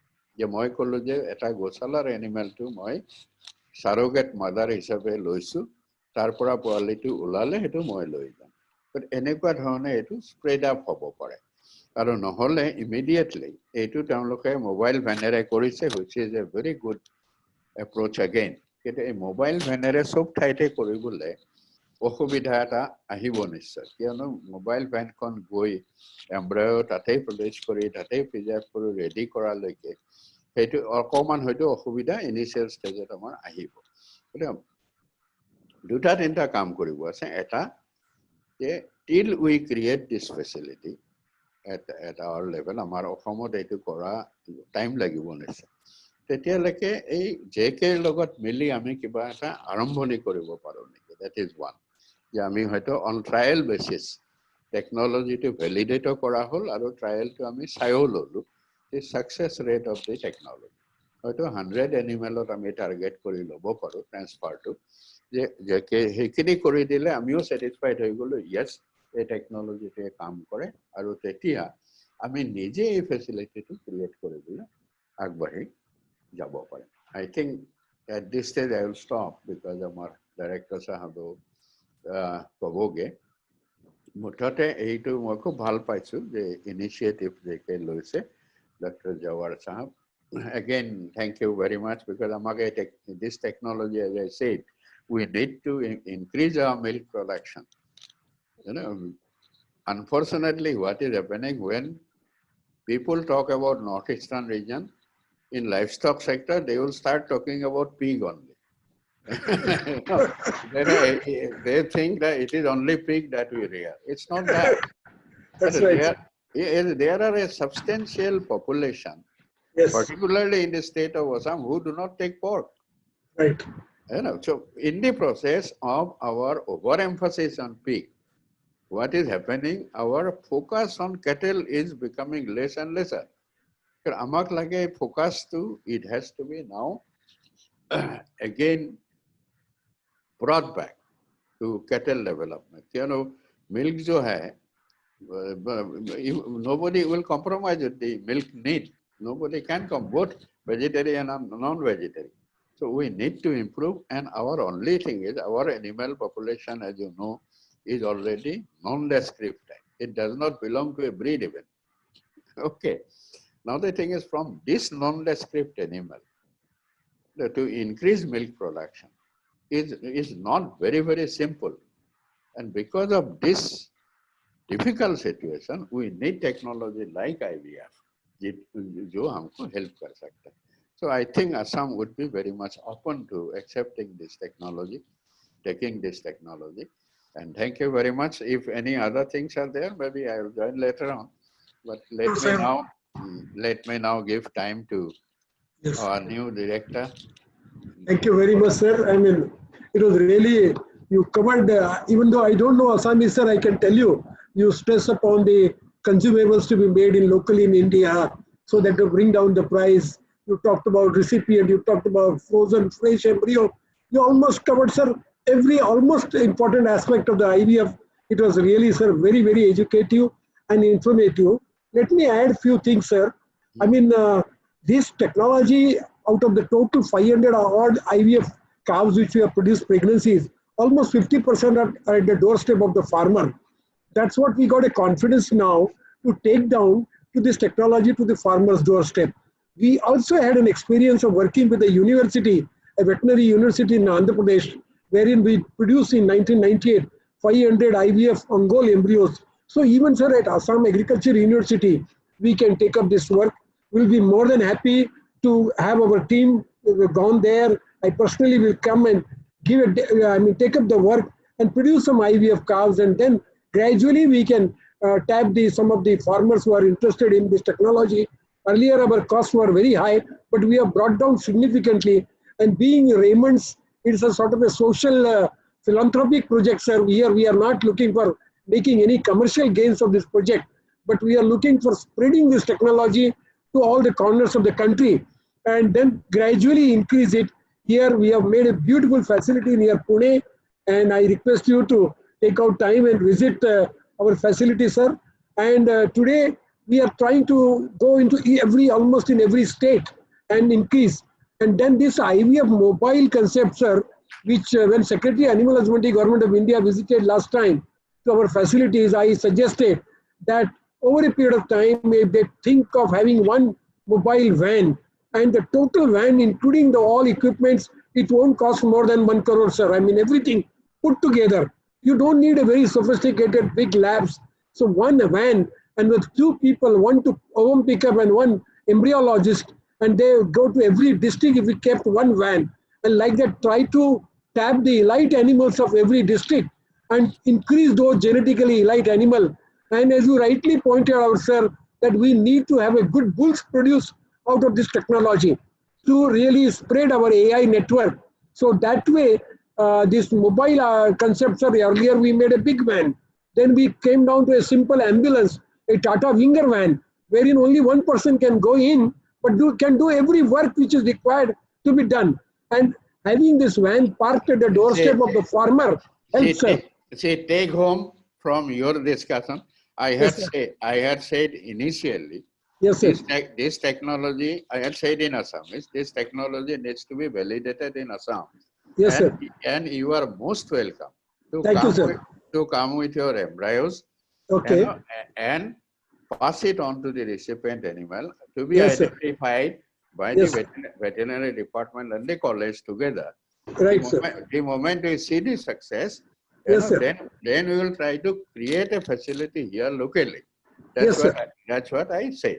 Okay. Right, sir. And you are most welcome to collaborate with Assam Agricultural. Thank you very much, sir. Sir, we'll be too happy rather. Though I am not there anymore, but that much say I have. Thank you very much, sir. I will, since immediately after lockdown, I'll get in touch with you, sir. Now I request the Mr. Ashok Kumar Burman, who is the Director of Animal Husbandry for the Government of Assam. Sir, can you put your video on, Rajan? Rajan? Okay, sir. I'm just enable his video. Please enable his video.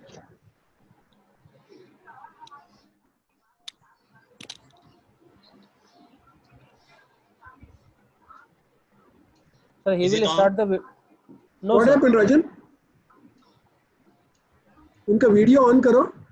नहीं sir, actually वो video अभी enable नहीं करने वाले. He will do it later. अच्छा, okay. अभी ठीक है? Is it okay? ठीक है, it's okay. Yeah, I just wanted to complete his introduction. He joined in Assam Civil Service in the year 1989 and worked in revenue in DM Department, Government of Assam in various capacities. Worked as a Deputy Commissioner in Darang District and as a Secretary Handloom and Textile Department, and joined Animal Husbandry and Veterinary Department as a Secretary with the additional charge of Director Animal Husbandry and Veterinary a few months back. So I request Sri Ashok Burmanji to give a speech. Over to Sri Burman. Good afternoon, everyone. Am I audible? Yes, sir. Can you put your video on also, sir, please? Yes, I'm trying. So we can see, the all audience can see you. Yes, definitely.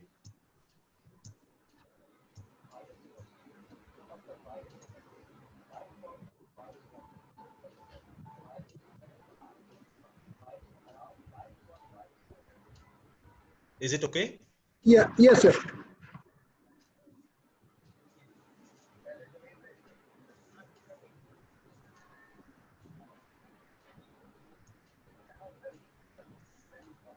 Am I visible now? Yes, sir. Please go ahead, sir. Okay. Yeah. Thank you. Thank you so much. Thank you once again, Dr. Sham Johar Saab and Dr. Sakia. The very nice distinct presentation and the whole issue. It is very new for me. Thank you, Buzobora sir also. Since I'm very new in this department also, and I'm not a veterinarian, so some issues are new for me. But I am sure that the whatever is going to be done by the JK Trust is a tremendous job they are doing. I have seen that it is out of my imagination that in a particular year, 50 to 60 to 92 calves have been born from a single female. So it's a really very good thing. And our Dr. Buzoboro sir said that the main issue is there the whole, I mean, the whole issue of the artificial in vitro fertilization is to make some male also. I mean, মই এইটো ক'ব খুজিছো যে আমাৰ অকল হেৰিয়ে নহয় আমি গাখীৰ প্ৰডাকশ্যনৰ কাৰণে আমাক মানে খুব ভাল গাই গৰু লাগে এনেকুৱা নহয় যে আমাৰ কিছুমান ভাল বুলো লাগে গতিকে সেইটো এটা এই IVF টেকনলজিৰ এটা ডাঙৰ এটা হেৰি মই দেখিছো আৰু বুজবৰা ছাৰে যেনেকৈ কথাখিনি কৈছে যে স্কিল আমাৰ মেন পাৱাৰ কিছুমান আমাক লাগিব initially we can take help of JK Trust and but we should empower our people at least two officials from a particular district we can deput there we can have a training there and তেওঁলোকক training কৰি অহাৰ পিছত আমি ইয়াতে আমাৰ কামত আমি লগাব পাৰো কিন্তু কথাটো মই ইয়াতে অকমান আমাৰ কৃষক বন্ধুসকল যদি ইয়াতে আছে তেখেতসকলৰ প্ৰতি মই ক'ব খোজো যে আমাৰ ভাৰতবৰ্ষৰ যিখন চিনাৰিও অসমৰ চিনাৰিৰ লগত মানে অসমৰ চিনাৰিটো আৰু বেছি মানে পুতৌ লগা আমাৰ কেপেবিলিটি আমাৰ বহুত আছে আমাৰ ইয়াত বহুতখিনি কাম আমি কৰিব পাৰো কিন্তু আমি হয়তো বিভিন্ন কাৰণত আমি কামখিনি কৰিব পৰা নাই আমাৰ গাখীৰৰ যিটো মানে পৰিমাণ আছে আপোনালোকে সকলোৱে জানে যে গাখীৰৰ পৰিমাণ আমাৰ মাত্ৰ 78 গ্ৰাম মানে পাৰ হেৰি হয় কিন্তু whereas অল ইণ্ডিয়া লেভেলত যিটো হয় সেইটোতকে আমি বহুত মানে তলত পিছ পৰি আছো তো ইয়াৰ যদি আমি পুৰাব লাগে তেতিয়াহ'লে অন্য ৰাজ্যৰ পৰা আমি দুগ্ধজাত সামগ্ৰীটো আনিবই লাগিব তাত বাহিৰেতো মানে আমাৰ উপায় নাই কিন্তু আমি যদি নিজৰ যিখিনি আমাৰ ইয়াত আছে সেইখিনি যদি আমি কৰি ল'ব পাৰো আমাৰ এইটো IVF টেকনলজিয়ে আমাৰ can play a very vital role in our this production of milk আমি বহুতখিনি কাম মানে কৰি ল'ব পাৰো কিন্তু মানে আমি 1968 ৰ পৰাই আমি আৰম্ভ কৰিছিলো এই টেকনলজি তাৰপিছত 1982 আমাৰ এটা পলিচি হৈছিলে ফৰ AI হৈছেও বহুতখিনি কাম নোহোৱা নহয় কিন্তু মানে আমাৰ এতিয়া যিটো আমাৰ লখিমী নামৰ যিটো থলুৱা গাই আছে আমি এই লখিমীৰ পিছত আমি বহুতখিনি নতুনকৈ AI কৰিলো 1968 পৰা 1982 কৰিলো কিন্তু আমি ৰিজাল্ট এতিয়ালৈকে পোৱা নাই কিন্তু এতিয়া যেটো আমি IVF টেকনলজি আমি গ্ৰহণ কৰো এইটো টেকনলজিৰ দ্বাৰা আমি আমাৰ কৃষক বন্ধুসকলে যথেষ্টখিনি উপকৃত হ'ব বুলি মই আশা কৰো আৰু টেকনলজিক্যাল যিখিনি গাইডেন্স আছে বুজবৰ ছাৰে যিখিনি ক'লে সেইখিনি আমি লৈ আমাৰ ডক্টৰ শইকীয়াই যিখিনি মানে খুব ভালকে যেটো প্ৰেজেন্টেশন দিছে it is amazing in a simple in a van only we can this van can be sent to one district to another district and in that van only it can be the whole operation and the whole operation I mean right from the beginning to the end it can be completed in a very short span of time so etu khub eta bhal amar heri hoise aru bhobishyote aru develop hobo definitely aru sare kwan isna ami gosala bilakot try koribo paru we can try in our some gosalas some in 100 200 amar jikhini gai goru ase tate ami etu try kori ami arambhoni at least ami let us start have the beginning first আমি এটা start কৰিব পাৰো somewhere to do a thing we should start somewhere so I request JK Trust to start in our you can visit our place Dr. Bujorbo sir is there আমাৰ অন্যান্য আমাৰ এটা Assam livestock development এজেন্সিও আছে তাতো আমাৰ আৰ্টিফিশিয়াল insemination বহুত কাম কৰি আছে তেখেতসকলৰ লগত আমি টাই আপ কৰি লৈ আমি মানে ভাল কামখিনি কৰিব পাৰো এই আজিৰ যেটো ওয়েবিনাৰ এই ওয়েবিনাৰত মানে আমি ভৱিষ্যতে যদি সম্ভৱ if it is possible to reach our directly some farmers in different all districts we can I request to JK Trust we can make more webinars in some covering all the our farmers and all the our district veterinary officers তেতিয়াহলে আমাৰ বহুতখিনি মানে আৰু আমি উপকৃত হ'ব পাৰো তো কৃষক বন্ধুসকলৰ আমি যিখিনি নতুন প্ৰচেষ্টা আমি এতিয়া কৰিব খুজিছো গতিকে সকলোৱে আমাৰ লগত সহযোগ কৰক আমি সহযোগ কৰিলে আমি বহুতখিনি ইয়াৰ পৰা উপকৃত হ'ম বুলি আমি আশা কৰিছো Thank you sir thank you Thank you very much sir sir just for your information we have been doing complete recording of this webinar and will be made available to you tomorrow and so that it can be circulated down to the veterinary officers and the farmers also now before we conclude there are a lot of questions, but I will just answer 4 or 5 questions, and then I'll be requesting Dr. Bajor Baba to do a concluding remark, and we close it. So, few questions I'll just take up. There is one question that there is a question from Joya Bari during the procedure of the oocyte collection, whether the uterine body is punctured by the needle or not. No, we are not touching the uterine body at all because we are just only catching hold of the ovaries. And to this transvaginal procedure, we are putting the needle into the follicles of the ovary. So we are going to this the vaginal wall. So we are not touching the uterus. That's the best part of the IVF. Like in vivo, we have to use the uterus and then flush it out. So that is the biggest good advantage of it. Sir, can we do IVF for sex selection? Yes. In the IVF, definitely we can use the sex sorted semen, and we can have, if you are keen on having the females, we can have the female sex sorted semen, or you want to produce more males, you can do that choice of the semen. So the sex semen, which is very expensive sometimes, of a top class bulls, it can be very cautiously, very nicely used into the IVF program. Then there is a question that, whether we can, how will we bring the embryos from Pune to Guwahati? There is no problem. We have been taking embryos all across the country. We carry them as a hand baggage, and they are the passengers without paying any air ticket for them. So though nobody asked about that. Initially we had some problem, but we have been carrying the embryos of different breeds across the country, and there is no problem. Internationally also you can transport the embryos in a very big way. And they have asked, somebody has asked me about the training. Yeah, we are going to offer a 1 month intensive training, a 4 weeks intensive training, wherein we provide the lodging, boarding at our farm, and it will be really a training. And then we will give them the further support, that only just after training, we don't want to leave our trainees, and we will see that when they go back to their home state, they produce the calves at their laboratory. We will help them in establishing the lab. So our training is not just a theoretical training, but we would like them to be trained. And JK Trust with about 5-6 people cannot do for such a big country. We need hundreds of organizations like us and many people to be trained, as sir rightly said. And we are prepared to turn on a big number of the people to be trained. And it's only practice which will make the person perfect. And then someone is asking me about embryos, different breeds of embryos. Yes, we have different breeds of embryos are available with us. One more question, last question, is that they have asked it, if you do the repeated OPU on that cow, donor cow, will she become pregnant? Yeah, no problem. We have seen in a cows which has been aspirated 30 times, 40 times, and she will easily get inseminated and she can be made pregnant, because we are touching the ovary very cautiously. And definitely one need to do a very precise work, need to do a lot of training, sterility at all points into the laboratory, because you are growing a live thing for about 7 days by creating an artificial uterus in the lab.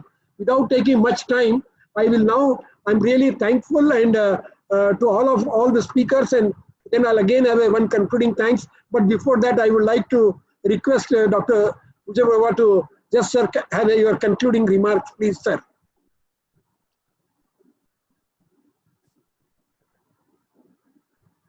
Sir, please unmute.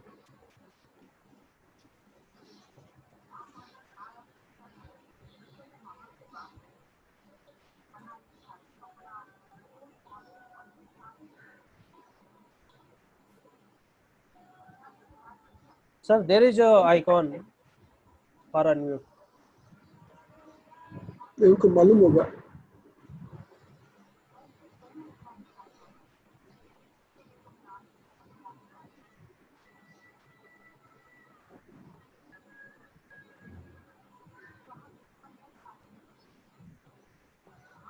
राजन, हम लोग नहीं कर सकते? No sir, उन्होंने अपने and से किया है sir.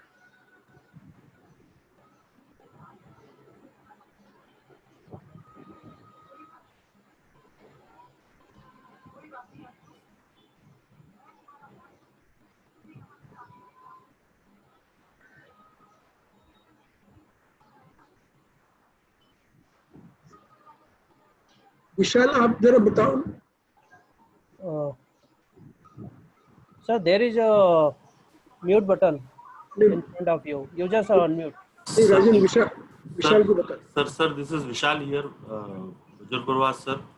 If you see on the bottom left of your screen, there is a mute, unmute button. There is a mic button. Just hit that to enable.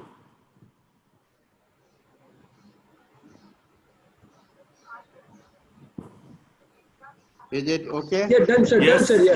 yes, sir. Perfect. Done, sir. if that didn't work, the below one, that. Thank you, sir.